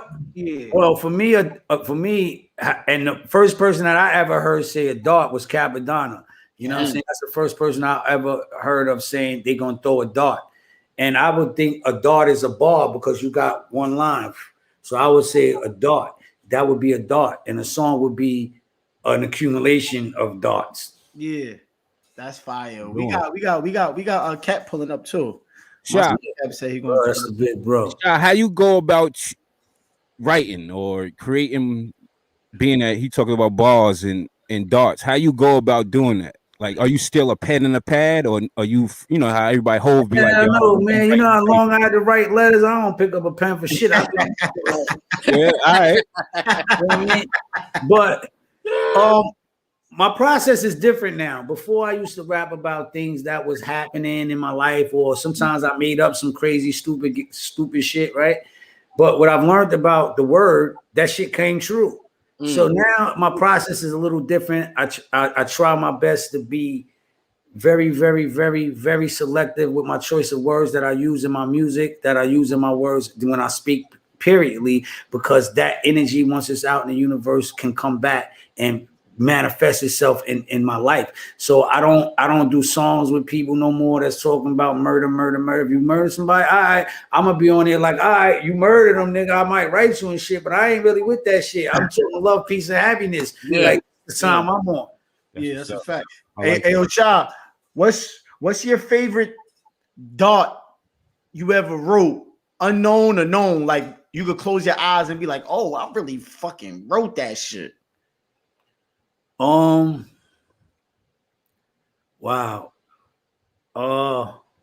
See, I got some new shit, so that don't count though, cause y'all ain't hear it yet. So excluding the new shit, I probably will have to say Man Child.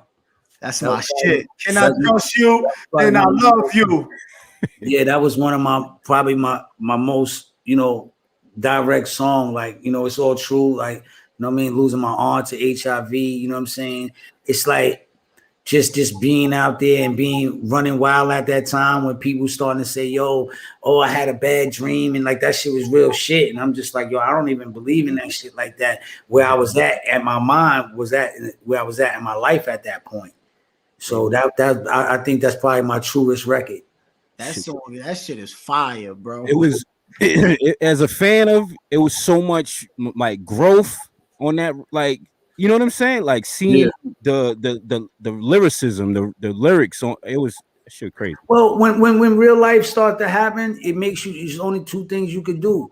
It's either grow up or fold. You know what I'm saying? You know what I mean? And we watch it every day in real life with some of the people that we grow up with. Like, and y'all a little younger than me, but I'm sure y'all gonna start seeing it now. People you went to school with is smoking crack and out there looking crazy and homeless and all type of shit like that. That's a fact. You know what I'm saying? We just gotta, try to just uplift our people, man, and pull them up. You know what I mean? Yeah, no, that's a fact. And then I want to say that too. Like, I seen the difference in your shit, like after that on, and you was rapping, and then when you dropped that Shaolin style shit, I felt the difference in your raps. Like you felt the energy and all that. Because when you said something, he said niggas trying to kill me. That's why I had the 9 milli.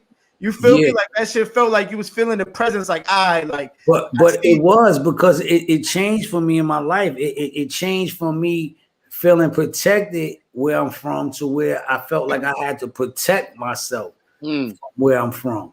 You know what I'm saying? And it's all growth, because even the people that we was going through what we was going through back then, we're able to have an adult conversation right now today, and it's so beautiful to see the growth in another person and see your growth and to know that you're not enemies. Y'all never my enemy. My brother's not my enemy. I'm aware of who the enemy is. So if we know who our enemy is, let's crush this motherfucker. You know what I'm saying? Together. Yeah. Talk that shit. That's fine. Quick. That's a big fact. Nah, so I don't even want to talk about that shit because we here to uplift you. You feel me? Even that's part of your story. We not here for that. But Shaolin Style was before that situation, right? Or was it after that situation? Right. Well, the song right around the same time, 97, 96, 97. Same time, yeah. Oh, all right, cool. Copy. You know what I'm saying? Like, yeah. Oh, Sha, coming from Staten Island, I feel like I access to all the OGs. Lounging Low, right? Oh, yeah, no, hold on. Wait. Before you get to Lounge, he told niggas that Lounge told me that you was the first nigga to take him out the country. Listen. This is out of control. This is out of control. Lounge got to get his own episode, son. Again, you know Lounge, man. Y'all know who he is. Lounge is a good person to be around, a good spirit. You know what I'm saying? I don't know if you know Me Too, but Me Too is the same way. And I always loved their energy, being the shorty. You know what I'm saying? So when I had an opportunity, I think I was going to Zurich, I was going to England. I was just like, yo, I ran into him like, yo, go get your passport. What's up? You want to roll out? And it's like, yeah, we rolling. Let's go. And you know, that's how I was though. You know what I'm saying? That's why when things, it's one of them things, like people always got something to say about you, but don't really know you. Mm-hmm. It's like, I've always been the type of person that it could be this right now. Somebody comes to me today and be like, oh man, I just love that chain. And I'm like, really? It means that much to you? You can have this shit. Like, I always been like that. You know what I'm saying? So when it wasn't, I just didn't understand that shit. You know what I'm saying? But now I understand it for what it is. Yeah. I know you got a funny ass lounge story. You gotta have a funny lounge story. Oh Lord, Lounge is crazy. That's my guy though. Lounge is crazy. Lounge is the slang doctor. Him and Cap, man. Yeah. Come up with a word. Thanks, man. They always gonna come up with a word to have you going crazy. And he's like, no, not for nothing for slogans. He's probably platinum. The most I know with the slogans, because he invented a lot of motherfucking shit niggas be saying over the years. Niggas said that Lounge invented 100. I don't doubt it. I know he said 100. a lot of words the first time. I remember me and Haas and us, and he was saying Walla Benini. Remember that was that shit? Wild Benini. It was Wild words and shit like that. That was just Staten Island words. You know what I'm saying? And then you hear people come up with them type of shit in their raps. You're like, man, from here. How you saying that shit? Y'all said that in Too Deep when nigga was busting Uzi off. He said, that's crazy. I ain't even wow. That's crazy. The nigga Lounge said to me one day, he said, "You bugging, you got too much Durkin in your bag." I said, what in the fuck is that? What are you talking about? He said, "You don't figure it out. Don't even explain it. Nigga, just walk off." Like, laugh now, figure this shit out when you get home. Yeah, you figure it out, nigga. Yeah, what? Fucking crazy. Talking about two questions. Who could you say as out the woo is your best, I guess, person working with? And out of your, you work with Big L, Pac, Jay, Big, like who out of those people, Big Daddy Kane, who out of those artists you feel, you like the most, or the vibe was the best? Well, each one of them experiences was moments of themselves. You know what I'm saying? That I really can't compare to one better than the other. It was the experience. Like I wouldn't even know, like, how to, what I'm saying, put one more than the other. You know what I mean? It all was very, very, very special to me. As far as the clan, again, just different times, man. There's some times where me and Cap is running strong for so many days, and then sometimes it'll be me and Meth, we get our run, and then so it's different runs and different times. Even with how it is, even with your regular boys, it might be like y'all two might be kicking it strong for 6 months, and then you won't fuck with them for another year. But then when somebody else is running, so every time, everybody, I like to believe in my life, I believe that we shared special moments, and that's what it's about. And one's not better than the other. It's all could be great, as long as it's positive and as long as it's real.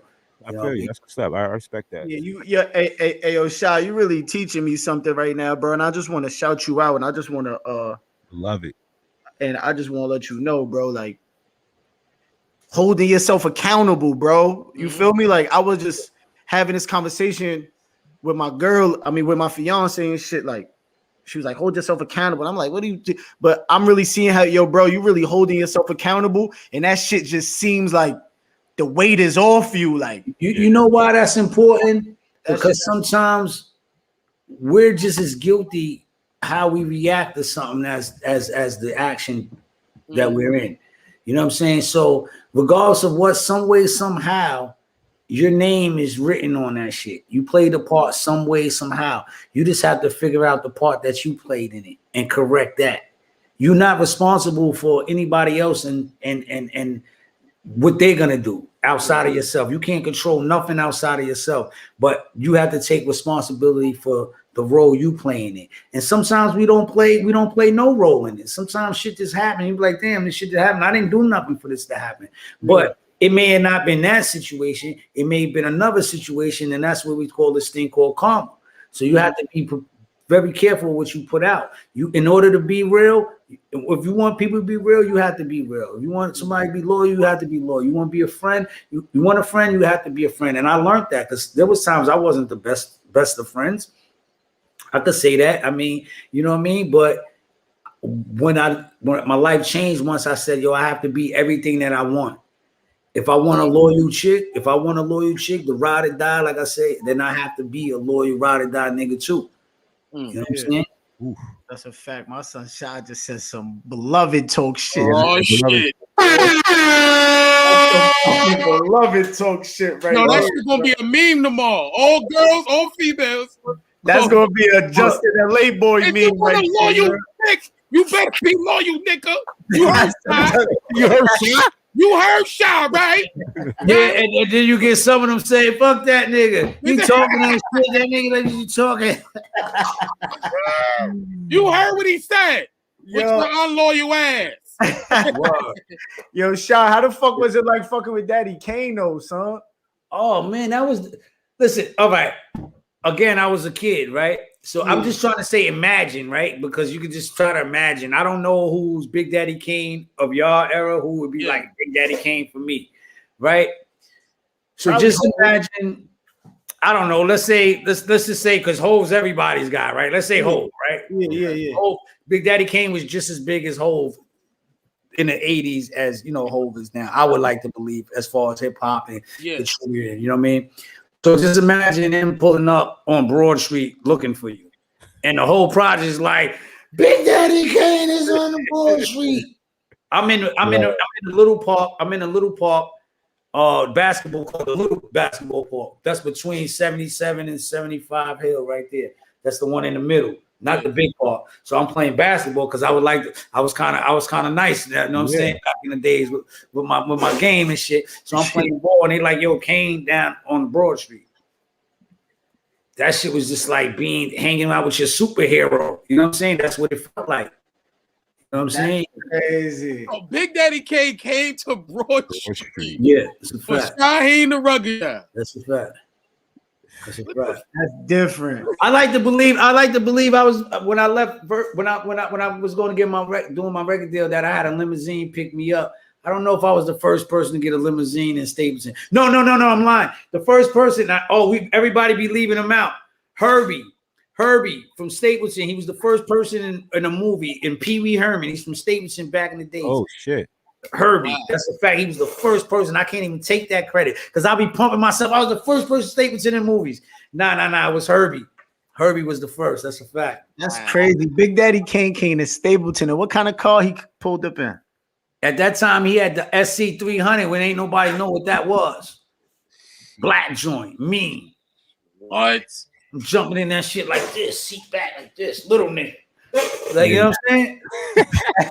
Yo, that's home. That was it. That's legendary. That's crazy because I listen to Show and Prove all the time. And when I hear it, I'm like, yo, Shyheim on this shit. Like, do y'all hear who on this freestyle? Like, nigga, Big Daddy Kane, Jay-Z rapping fast. Yeah. Like, A. Sean, like, yeah.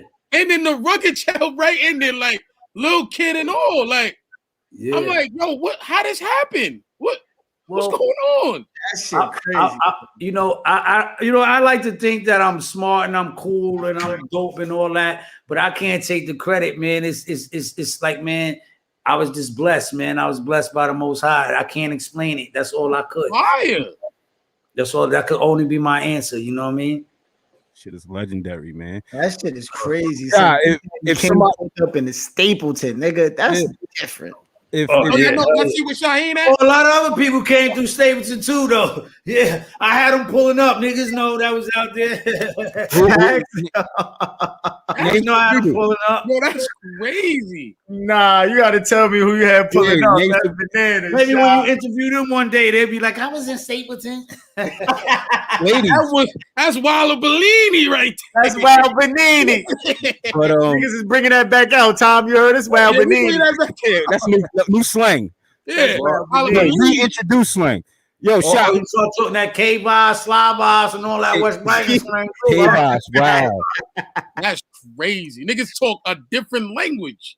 If somebody was gonna play you in a biopic, who would you choose? Or yourself? I mean, you know. Well, as a shorty, I used to think Jalen Smith, but he can't pull it off anymore. Respectfully. He's too emotional now. Wow. He might cry. He get your story. I mean, what age? What age? Because like my story is like young, shy. We're gonna go Jalen. Let's just say whoever else for the young shy. If you could pick somebody for the young shy and to pick somebody for the shy now, in a sense, like you as a, you know what I mean? I think probably I think he's somewhere in the project somewhere. I don't think he's nobody that's an actor or anything. I think it's just somebody that can relate to my story. You know what I mean? I think he's probably in Stapleton. That's it. Or he's probably in the hall. He's somewhere on Staten Island. Because he can embody what it, you know what I'm saying, embody my story and have things to relate to it. You know what I'm saying? And have a connection to it. I think that's important to have a connection to who you're playing. You know what I mean? Because I could be a very complex person because I'm an introvert and an extrovert, both in one. That's crazy. So if Michael Rainey, fuck that. That would be crazy because you know his pops and that's my man. You know what I'm saying? Yeah, that's a fact. Too. That's a fact. So if you could take a second and close your eyes, right? How would the first scene, soon as your movie come on, what would the first scene be?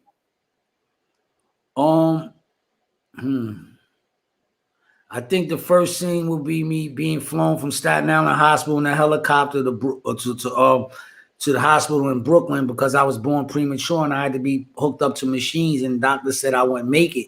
I wouldn't live. I was so small as a baby. My aunts and them say they could hold me in one hand, in the palm of hand. You know what I'm saying? So I would start it off like that. I've been fighting from the very beginning for life. And the only person that got me through that again is I got to get the Most High and that I'm blessed.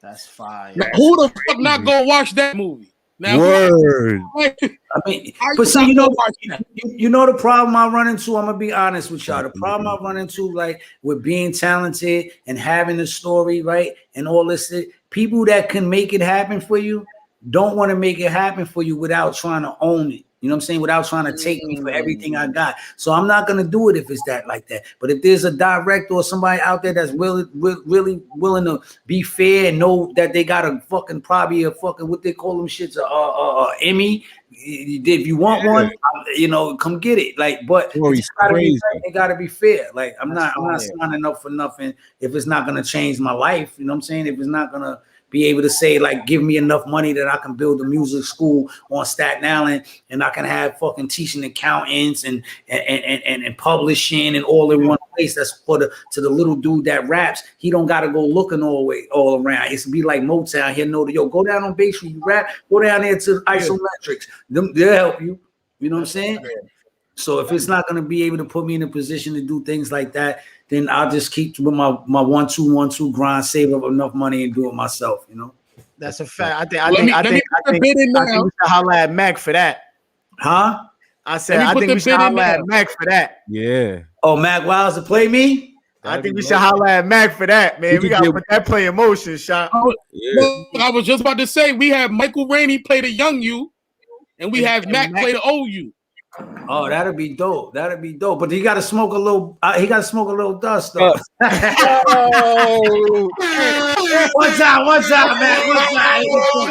Yeah, you gotta get in that zone, nigga. We gotta be in a little part like this. Nah, you wild, yo. He be like, yo, that's gonna be his last game. Yeah, because he gotta be able to hit that. Yo. Like, you know, he's ready to man, niggas wetter than the staircase in his building. He, you know what I'm saying? I'm from the 8th floor. He looked like I played Shyheim. My life was never the same, man. Hella wild, yo. Nah, but all in good fun, man. All in good fun. That's a fact. Shout out to everybody on the check-in. Shout out to everybody on the check-in. Nah, we definitely gotta holler. I'm try to put that play together with you and Mac because that should be fire. Because you know he got the. You know, Mac the golden child to these niggas. Y'all can definitely do something. Yeah. I mean, you know, again, like with me, you know what I'm saying? If it's meant, you know what I'm saying, it'll happen. The law will make it happen somehow, some way. It'll happen, it'll all happen. I'm with it. You know what I'm saying? I ain't never been one to not want to work with, you know, people that's from where I'm from. Because my story is all of our story. So yeah.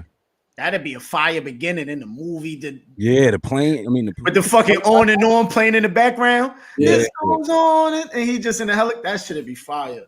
Yeah, you know. And good thing it don't Big cost Daddy much. pulling up the Broad Street. Yeah, you know that. Well, that should be fire, son.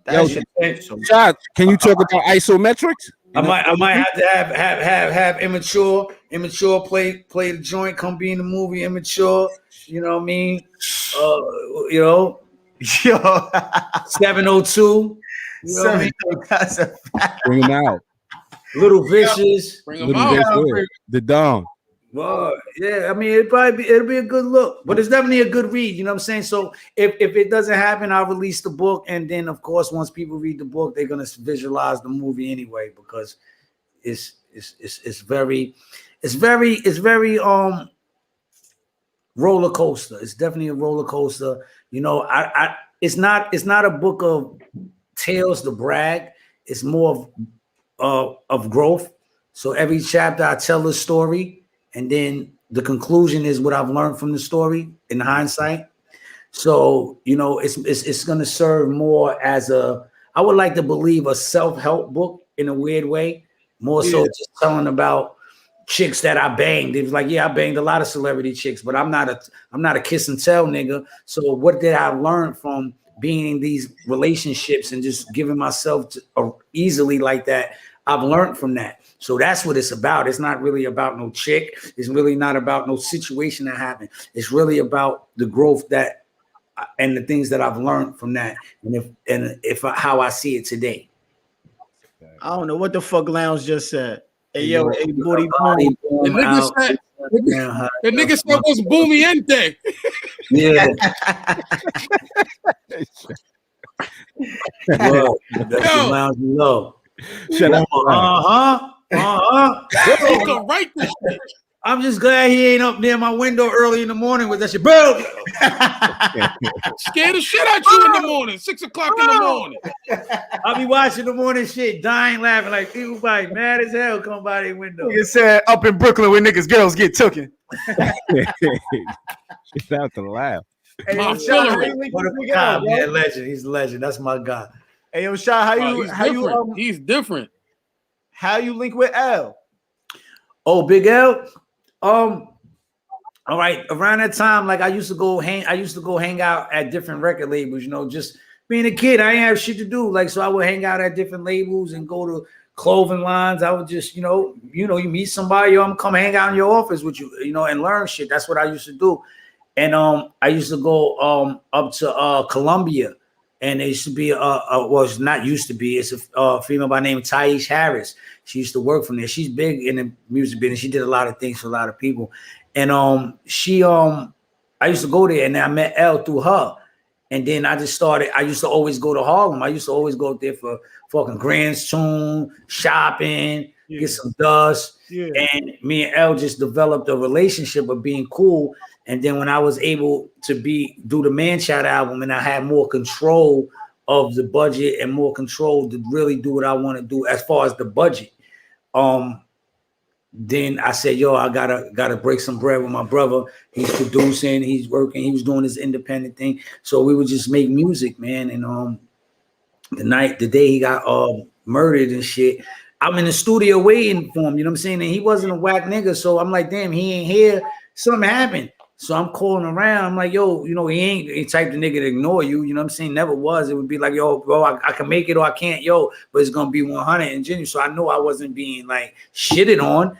And yeah, and then I finally found the news. So I just, left there and, had to pay my respect for my guy. And I just said, yo, if I make it really, really, really, really, really make it to the really top, I'm always going to keep them with me, and people see that shit and say, what's that, Big L? And I'll be able to tell them, yo, this is who Big L is. That's fire. Man. That's fire, son. That's fire. I want to back up on a little shit what you said, because people gotta really get the culture of this Staten Island shit. You keep talking about the dust shit, like when was the first age you did that shit, and why did you do that shit? Like, because people don't know this that shit is like a culture out here, like. This shit ain't no fiend shit. It's like a culture. Like niggas get dipped up before they go do a drill. Niggas get dipped up because the old heads is doing it. It's like that shit is like a culture. Like, there's two reasons why I did it, right? One, maybe because genetically I'm fucking addicted to drugs through my family and my history of my family. So maybe that I have a high tolerance for stuff like that, alcohol, because of my history. My grandmother drank, got high, whatever. It may be something like that, but maybe just fitting in, man. Maybe just trying to fit in. I don't really have an excuse why I tried, because I didn't smoke weed until I was fucking 17, 18 years old. I wasn't one of them. I didn't do that. I wasn't that kid. I played basketball and rapped. That's who Shyheim the Rugged Child is. Like, you know what I mean? I always had a hustle. I was packing bags. I was fucking stealing the papers. I was like, yo, can I go to the store for you? I was that shorty. I wasn't the nigga that, you know what I'm saying, was trying to hurt somebody or be like that or gang bang. I wasn't into that shit. I was into making $1. You know what I'm saying? Yeah. And playing basketball and having enough for a juice and a sandwich at the end. You know what I'm saying? At the end of the day, you know what I mean? So that's great. Yeah. Well, and how old was you when you first tried that shit? Probably like 18. 18? Okay. What your first trip was like? You bugged out? I was hiding. and now I'm telling this story. My manager might remember this time, right? So I smoked some shit. Me and my man Rubber Bands, we smoked the shit. And I'm high as hell. And all of a sudden, my manager's beeping me because I gotta go do some business. You talking about Rubber Bands from Uptown Bomb Squad? No, the Rubber Bands from GP Wolf from Staten Island. All right, cool. This is manslaughter, so you better have yeah. Him, right? So we smoked the shit. Because he was smoking it before me. So I smoked shit. I'm high as hell. Manager's looking for me. I'm up in the closet hiding from this nigga. My shit's on silent. People going to be 911, 911, 911. I'm hiding in the fucking closet. Man, I was so high. This shit took a damn near. I was sitting this when I lived in Arlington. So I used to live on Granville. Those that know, I'm from Stapleton and shit. But then I was still young when I moved to the harbor. I was like 17, 18 when I moved to the harbor. You know what I'm saying? Mm-hmm. Yeah. Shout out to the harbor. You know what I'm saying? Always show love too. You know what I'm saying? But I lived over the tracks. You know what I'm saying? So I was fucking on the next block, just sitting there on a curve for hours till that shit went down. Wow. How old was you? Which was 18 years old. I don't want to be high no more. Nah, it didn't have that effect. I was like, after it's over, I was like, I want more. But you know what I'm saying? But while you going through the shit, you like, oh shit. Yeah. You know and I think my illest trip. I don't want to sound like I'm having fun with this shit, but it's memories. You know I'm not like saying, yo, go get you a bag of dust and smoke. Yeah. We're not promoting that shit. You know what I'm saying? But back then, whatever. Everybody was doing this shit. I was driving, and I was going to pick somebody up, and when I got out the car, it just hit me. And I said, oh, shit. I thought I lost my man. I said, yo, my man, yo. So I'm wilding. I thought my joint was gone. I was looking for him. Wild out at the ferry. At the ferry, right? So now people are noticing me. So this kid's going, oh, that's Shyheim. And Pam, that's not Shyheim. He doesn't use drugs. You know what I'm saying? I'm high as a... It was Shyheim. That was him. Yeah. TMZ. Yeah, that was me. Yeah, TMZ. Yeah. Yo, that's man funny. Hey, yo, what was the difference between GP Wu and Wu-Tang? Wow. GP is a Stapleton thing, you know what I'm saying? And so is Wu-Tang. I think one was let me stay. I don't want to say it the wrong way because I want to say it's the same thing, but it's not. You know what I'm saying? Because it's like GP is more only Stapleton, and the affiliation that being that some of the Pop the Brown Hornet, Download Record, and June Loving them, they're from the same cloth of Ghost, and they all had the thing with Ghost and Stapleton, and before the other factors of Wu-Tang came in, so it was like they kind of own. They kind of from the family, if I'm saying it right, you know what I'm saying? It's like, yo, it's family, but it ain't Wu-Tang. So it was like, yo, it's GP Wu-Tang. It's GP Wu, like we the shooters or some shit. We like not like that. Like more like, let me try to see the best way I can explain it. It's like, okay, all of us is together, right? And we GP because we from Stapleton. But Bryce is GP and he's Wu-Tang too, because we Wu-Tang too. But then Bryce gets with some other brothers, you know what I'm saying, and they form Wu-Tang. So it's like you still Wu-Tang, but you GP. You know what I'm saying? Oh, so Wu-Tang was Wu-Tang before the rap shit.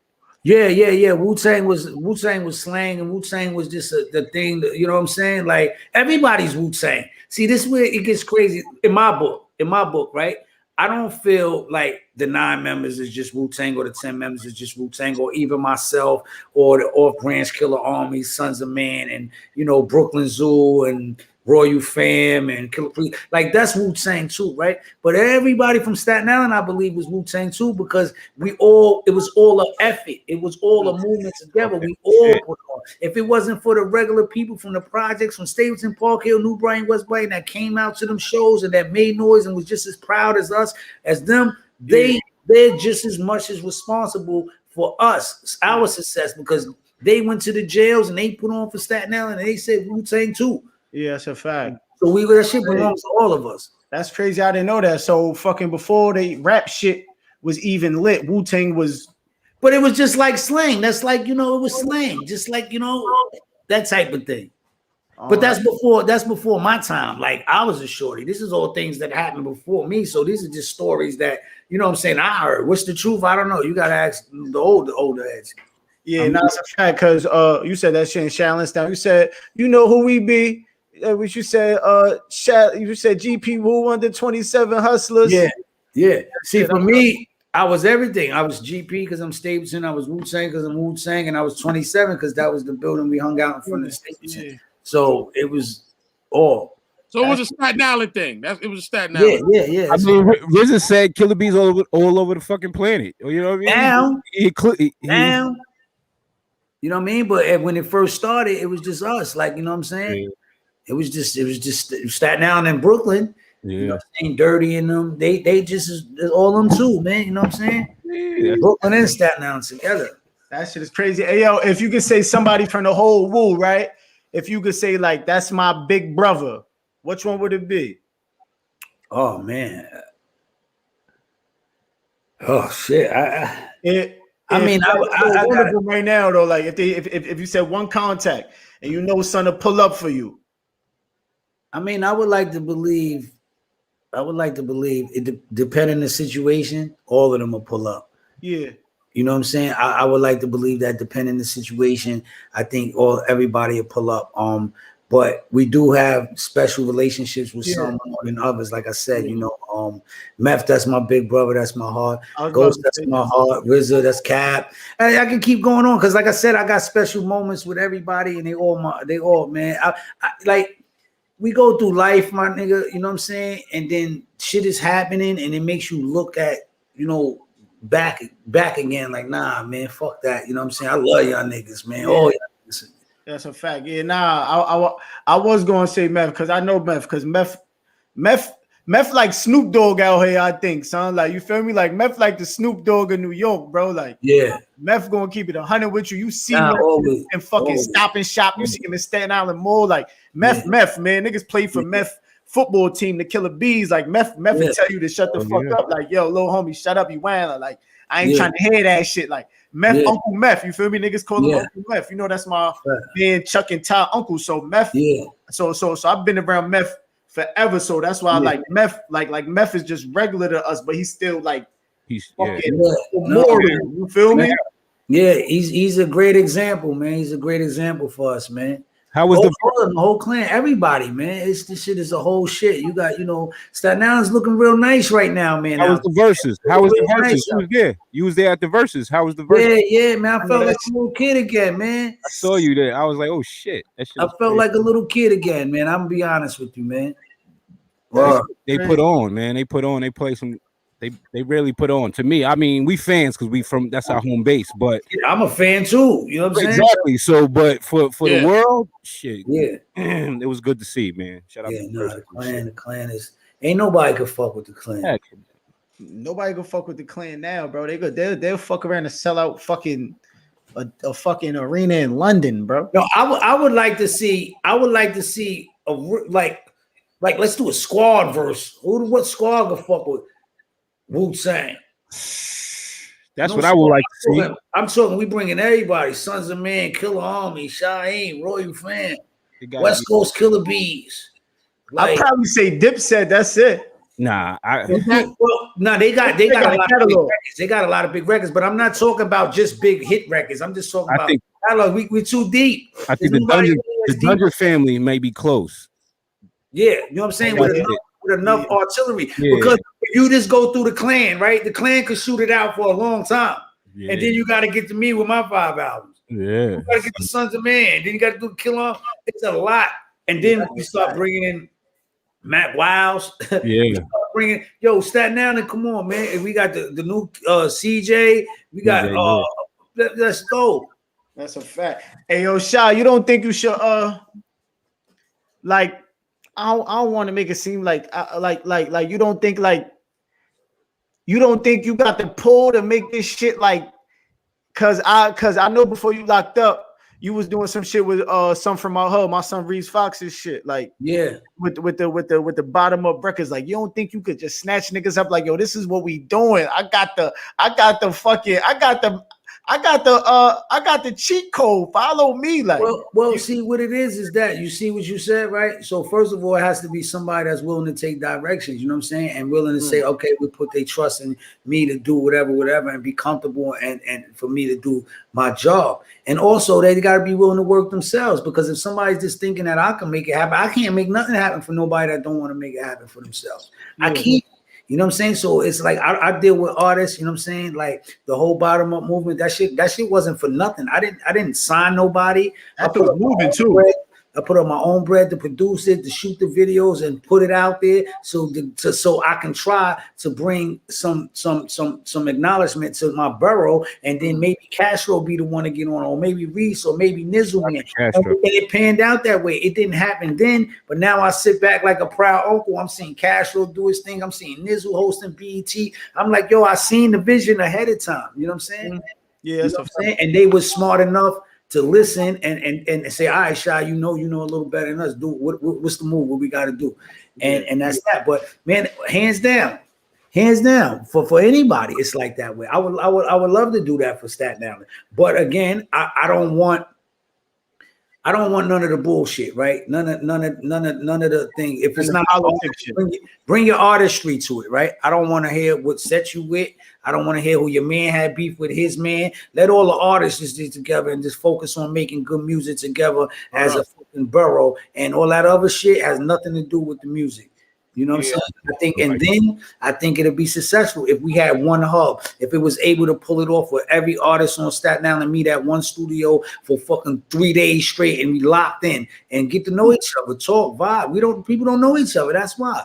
How are you? You know what I'm saying? People consume how I am, but until you meet me, until you know me, be like, damn, he's totally different than I thought he was, or the persona or something like that. Yeah. So I think that's the first step. For Staten Island artists, we need to spend some time together. Let's get to know each other. And let's create some good music and leave all other bullshit out. Leave your beefs at home. Leave your man's beef and leave that shit alone. And let's be number one, man. Because we got competition out there in the boroughs, Brooklyn, Bronx. Bad enough, you know what I'm saying? It ain't much of us, so we got to get together, man. Real shit. I think. Yo, Shy, when are you coming back to the island? I'm always around. I think, hey yo, I think we should do that, man. I got some bread on that. We go have on we holla at Smooth. Yeah. Tell Smooth we get the top 5 or top 10 niggas on the island.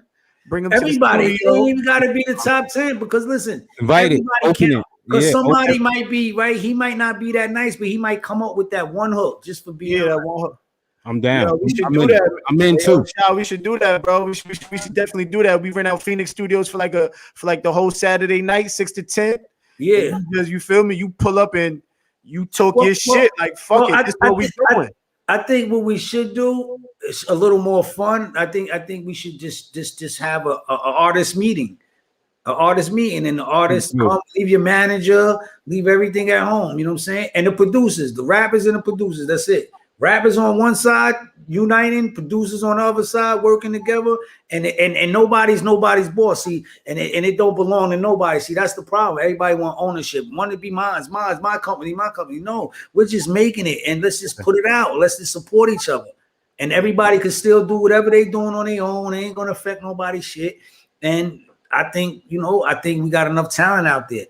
You know what I mean? And I will lend my expertise not only as an MC, but as someone who knows a little bit about the business, like because I'm more powerful in that position, maybe for the movement. You know what I'm saying? I may have to be like, yo, I might not be the one to run across the stage and promote that. It may be Blizzard, it may be them, it may be C Black, it may be one of them guys that's the forefront, but I may be more beneficial to the movement, picking up the phone, making the strategy. So like, yeah, we just gotta figure it out, and everybody gotta be the best at what they do.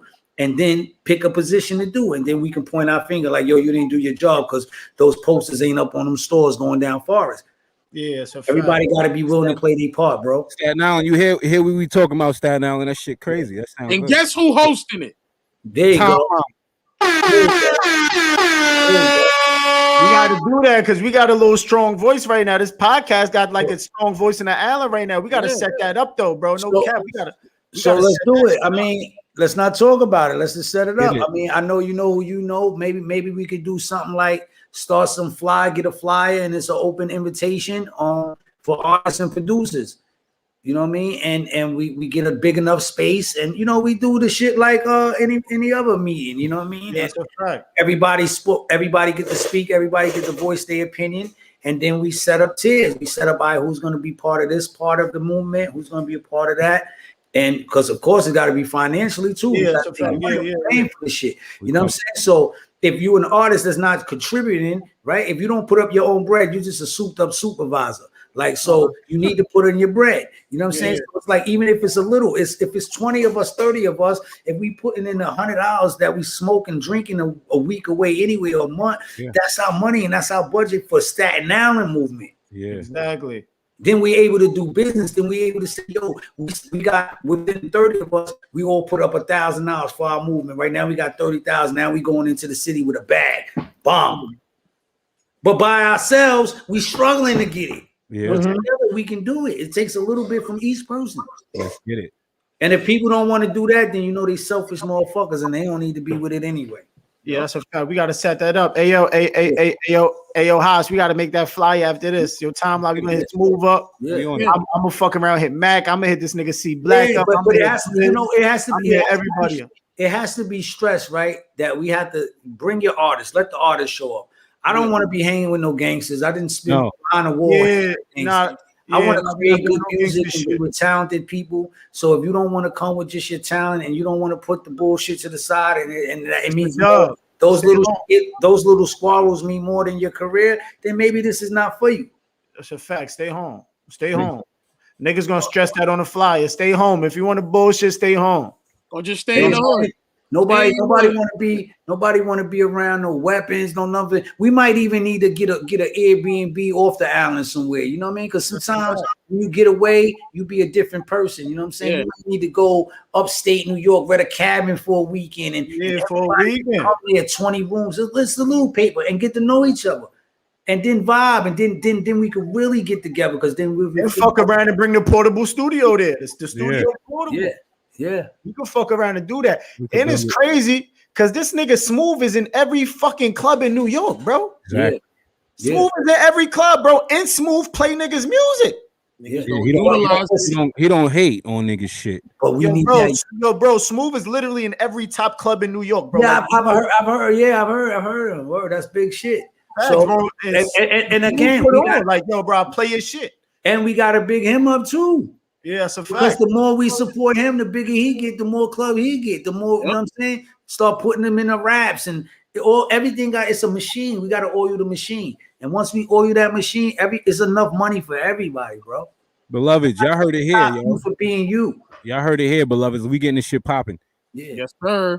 Yo, Shot, Flea got this, Flea likes to give his roses. We like to give up roses on the Beloved Talk podcast. And it's an individual that was on your IG that was giving you your roses.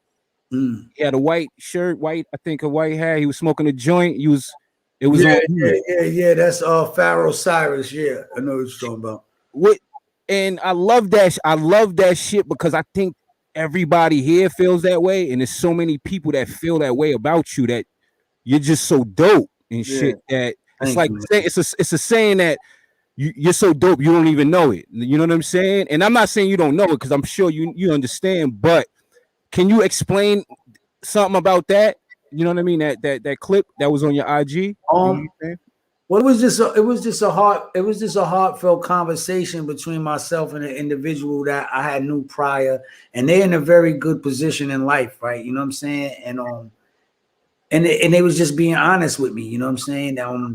And you know, and because how I am in my character, sometimes it was to seem like, oh, that's not what I really want. Like I enjoy it, but do I want the stage again? You know, do I want that level of it again? You know, and I do because I know how to move differently. Like I went and put myself in certain situations. Like, no, I'm not doing no club dates. Sorry. You know what I mean? The level I had to readjust myself and put myself back on that level. And because if I don't, nobody else is. So I'm not doing no club dates. I wouldn't walk through because you shouldn't be able to touch me, get close to me like that. Because I don't want to live the life that I have to feel like I need to have a gun or I need to protect myself or to save that. I just don't put myself in those environments anymore. You know what I'm saying? Yeah, I feel you, man. But I'm with it. You know what I'm saying? Staten Island is, you know what I'm saying? I'm with whatever I can do. That shit gonna happen this month or next month. But everybody too, everybody needs to be involved. We got to get the videographers there. We got to get some photographers. Everybody that do everything the same need to get their little coalition. Yeah. Photographers, the videographers, these bomb y'all. So now they handling everything we doing as far as that. Boom. Then we got the producers, their committee. Boom. The MCs. Boom. The R&B people. Boom. Everything. The artists. Everybody from different factors with little. All together, working together. We're gonna call it the Staten Island Stick Together movement, or Now You Can't Leave movement. We got to make an ill flyer. Everybody repost it. Yeah. I got the paper, bro. Niggas, I fuck around, book the B&B. I know, you feel me? I know all of us got the, you feel me? Like, the B&B and had this shit lit. Like, but just what I'm saying, it don't take none of us to put up it all. It's so many. I think how many artists on Staten Island? 20, 30? 40? Yeah, good 40, I would say. How many producers? A good 100. Yeah, probably we over 200 people, right? 200 people. We get each 200 people to put up, let's say $100. We can do anything we want to do. We have flyers, posters, merch, just for Staten Island movement, just to keep our borough up and running. It's not my shit because I'm doing my own shit. Y'all doing your own shit. They do. Mm-hmm. Everybody's still doing their own shit, but we come together for that one common cause to keep our borough lit. Let's get it. Yeah, we gotta make that fly after this. We gonna talk about that. Yeah, definitely. We're gonna have to sit down and talk about so what I'm gonna do is, I mean, I don't know if I left y'all my map, but I'll leave you my map in your inbox and we just set it up. Copy. I got you. Cause fucking Smooth talk about this shit all the time, but I just be like, I ain't trying to hear that shit right now, Smooth. Like, but now that it's shit making, like, you feel me? Like, it makes sense. Because listen, if the young guys don't do it now, we might not never have another opportunity. Yep. We didn't divorce them. D's ain't do it. We ain't really do it. It's up to y'all. And now the nigga CJ fake kicked down the door, even though he ain't doing what he doing, but he's Staten Island, so it's like, we got and again, you can't expect the number one record in the country. I mean, you can't expect him but to do so much, and he's could do. And as long as he can contribute too. He can come and play a little part. Why not? Ain't no shut no door, nobody. That's a fact. As fucking long as he's saying Staten Island, that's fucking enough for me. He got the number one record in the country, boy. Yeah. That shit is $1 million right there. So next nigga, who from Staten Island? Everybody looking who the next nigga from Staten Island after that CJ shit. Right now is hot. Yeah. Somebody got to come right now. That's why we gotta make this shit. We gotta make basically niggas like, what's next? What y'all got next? What's next, bro? But that's why you gotta say what we got next. We got a whole fucking borough. We got a whole borough. Mm-hmm. And we're not waiting for nobody to put us on. See, that's what you go wrong. You spend your life waiting to get put on, and you can put yourself on and just do good business. Yeah. That's all it is. Once you start doing business, you start seeing results, and whether it's small or big, you know what I'm saying. You have to support your people as in a business. Like Bryce, he do his promo. Like everybody should have a promo by him, and you know what I mean. We might not have to pay the big boat, but break bread with him. Spend a little $20, $30, $100. I don't know what it is, but break bread to keep him going. And the same difference. Then the next person got a shirt. Let's all support each other. Yep. You know what I'm saying? I see it with a lot of pop-up shops. Mercedes be throwing all the pop-up shops. You see Mercedes lit. Doing the thing, man. That shit is powerful. And they doing it on that end. So why we can't come together as artists and do some shit like that? That's a fact. We about to start that shit, Shy. We about to start this shit, Shy. You know everything happened for a reason. Let's go. I'm on that. I know everybody voice in here strong. I know my voice strong in my hood. Like, I know, you feel me? Like my shit's strong. So I know your shit's strong. Every shit could really happen. But it's like this. Actually, go. They gotta want it for themselves, bro. And if they want it for themselves, they're gonna show up. Yeah. That's a super fact. Hey, yo, Shy, we need you to go to LeopoldJacobs.com too and pick out shit if you want to. It's a fire clothing line. Yeah, you can pick out little 2 spots. Shit's fire. Send me your size and your addy, and I'll send you some pieces. Send me a link. Where you going, Staten Island? Yeah. We don't need no addy, nigga. We can pull up. Oh no, I'm in Maryland, but we gonna pull up. Yeah, but he from Staten Island, so he'll pull up though. Yeah, but the clothes is fire though. Clothes is super duper fire. Send it to me and just DM me and shit. And we can have super duper fire. And we got the Seymour sponsor too. So Seymour's, Culture Picket. Yeah, we got to sponsor that. So whenever you pull up, we got you with the Seymour pack, the elderberry pack. We got all that. We got the Being Norfolk clothing line. We got you. As soon as you pull up, let me know, and I'm gonna get you right. Yeah. So, hey, yo, bro, we dead ass needed this interview, bro. We got your story out, but I got a feeling what we about to do is definitely about this shake. Something's definitely about this shake though. I can feel that shit though, because we gonna make the flyer. Everybody gonna post it. We gonna get an Airbnb or we gonna get something like, all right, everybody. Yeah, we can even use a hall. We can use one of them halls. We can use a hall for everybody. Pull up. I'm gonna fuck around, make a group chat after this. Yeah, and the number one thing, right? No alcohol and no drugs. Everybody needs to it's a fact. Sound mind. And early in the daytime, early enough, and no late hours. 12 to 3. Yeah, and we just figure it out. Word. 12 to 3. That's fire. Yeah. We definitely got to do that. Yo, Shy, appreciate you for pulling up, bro. Like I said, man, this shit is worth.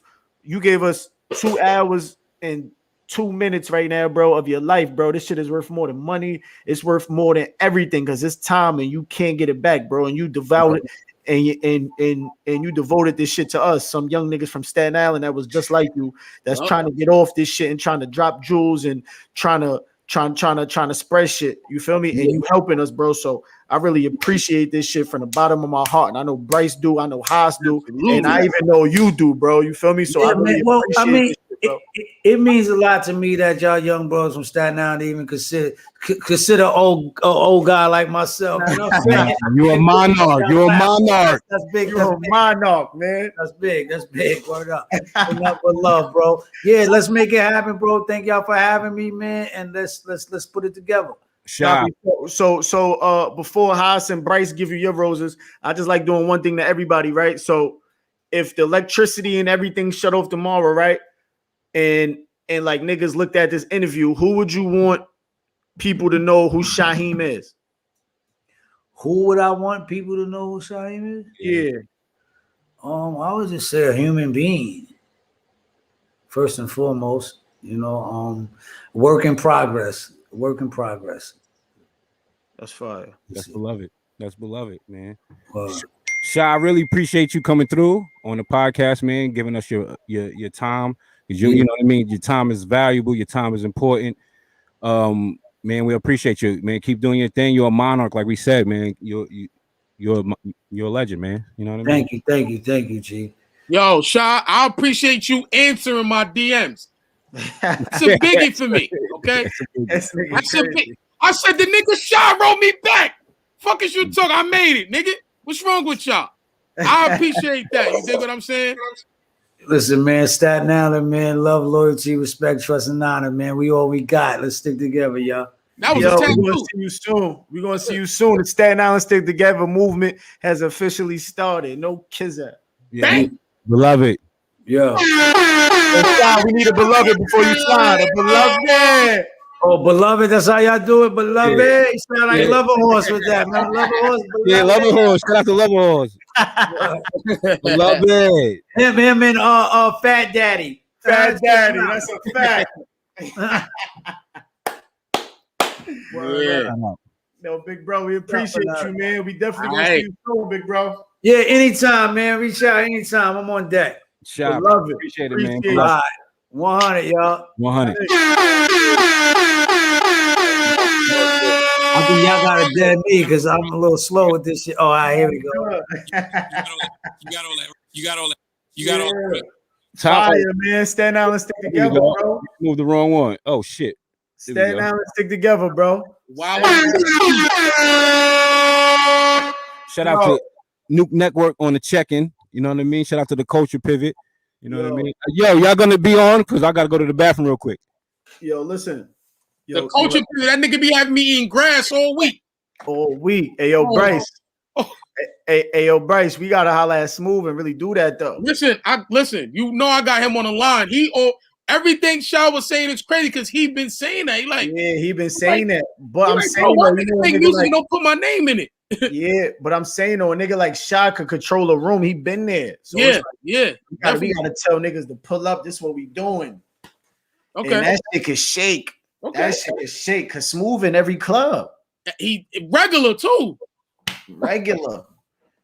We got to do that shit. We got to make some shake. And my nigga will fuck around, be responsible for the Staten Island resurrection. And it's on now. And it's on, bro. You feel me? That shit put the podcast on. That shit put your comedy on. That shit put the, you feel me? We on after that. That should be fire. That. It's about that time, though. Like he said, we might not get another chance like that. We might not get another chance, and Shaw willing to work, bro. Exactly. And he could walk through anybody. He could walk through Jada Kiss. Everybody knows Shaw. Everybody knows Shaw. We gotta get that shit popping. Hey, yo, Zay, you fired. Yeah, Zay, you out of here, man. That's it. Listen, let me tell you, Zay, I already ordered a ring light.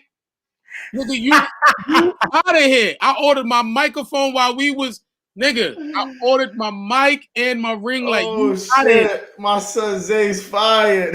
Oh, get the jump shot right. He about to go to Turkey or something and play, bro. My boy. He's done. He's done. He's done. He's out of here. He got to go back to workouts. You heard? He got fired on his day off. He got fired on his day off. Yeah, he don't even know. Yeah, I think we got something with this shot Staten Island Stick Together, though, Bryce. That's fire. We definitely got something with this shit. Hey, yo, we got something with this Staten Island Stick Together shit. Oh, we on it, man. We on that shit ASAP. Flea beat Black Mamba. You know what I mean? Beat, like I said earlier. I'm on my Black Mamba shit. Get on your shit, because I think, that shit, we got some, yo. That's fire. You get Blizz, B.I., fucking C Black, fucking them little NSU niggas from the A, like, bro. It's a lot of people. And we get Timeline to host the tape. Yeah, it's over. Timeline definitely hosting the tape, and we bring in we like Shaw said, we just open it up to and we see who wants to come and work. And it's crazy, even on the comedy tip, it's like, nigga, it's so many of, bro. We got Chunk, we got Bling, we got Rigid Joe, we got Shallon Funny Guy out on the other side. Like, bro, come on, son. We got Smooth Mitch from the town. That shit is time to come together. We definitely about to make this group chat. Niggas definitely group chat. Hey, I told niggas Zay fire. My son Bryce is on deck. Yeah, he's out. Yo, Zay, peace to Zay. Where you at, Zay? I know you want to check Zay. Give me a beloved, Zay. Give me a beloved, Zay. We're still in boxing. My son Bryce, the fourth co-host, like a motherfucker now. He on deck. I ordered the ring light and the mic. It's over. He ordered the ring mic. Order the ring light and the mic. Shout out to our sponsors, the Culture Pivot, theculturepivot.com. Hit 10 Toes Down, the 10th Clothing.com. Made in Norfolk Apparel.com. Leopold Jacobs 1983, LeopoldJacobs1983.com. Tap in. You can hit it. You can see it on the joint. Pause. You know what I mean? Yo, Coach Pivot, when I can have a fucking hamburger, nigga? yo, Nukes, I know Nukes, you on the check, and we had our guest Shyheim. Take us out, beloved. You know what I mean? Beloved. Love it. Your host, Flea. Yo. Co-host, I see Haas. Zay Station Wilkinson. Beloved Talk Podcast is a podcast of personal development, financial literacy, and community action told through the perspectives of today's premier athletes, musicians, and actors, and anybody that has a couple of jewels to drop. I hope you enjoy it. Beloved, let me talk to you. Let me talk to you. Beloved Talk Podcast. Beloved, let me talk to you. Beloved. Let me talk to you. Beloved, let me talk to you. Beloved Talk Podcast. You gotta do the dance. Hey. Oh. Yay. He in the building. Yeah. Yo, good episode, fellas. Y'all be good, all right? I see y'all niggas in the chat, beloved. All right. Beloved. Beloved, everybody be good. Peace out. You know the Shout out vibe. to Shy.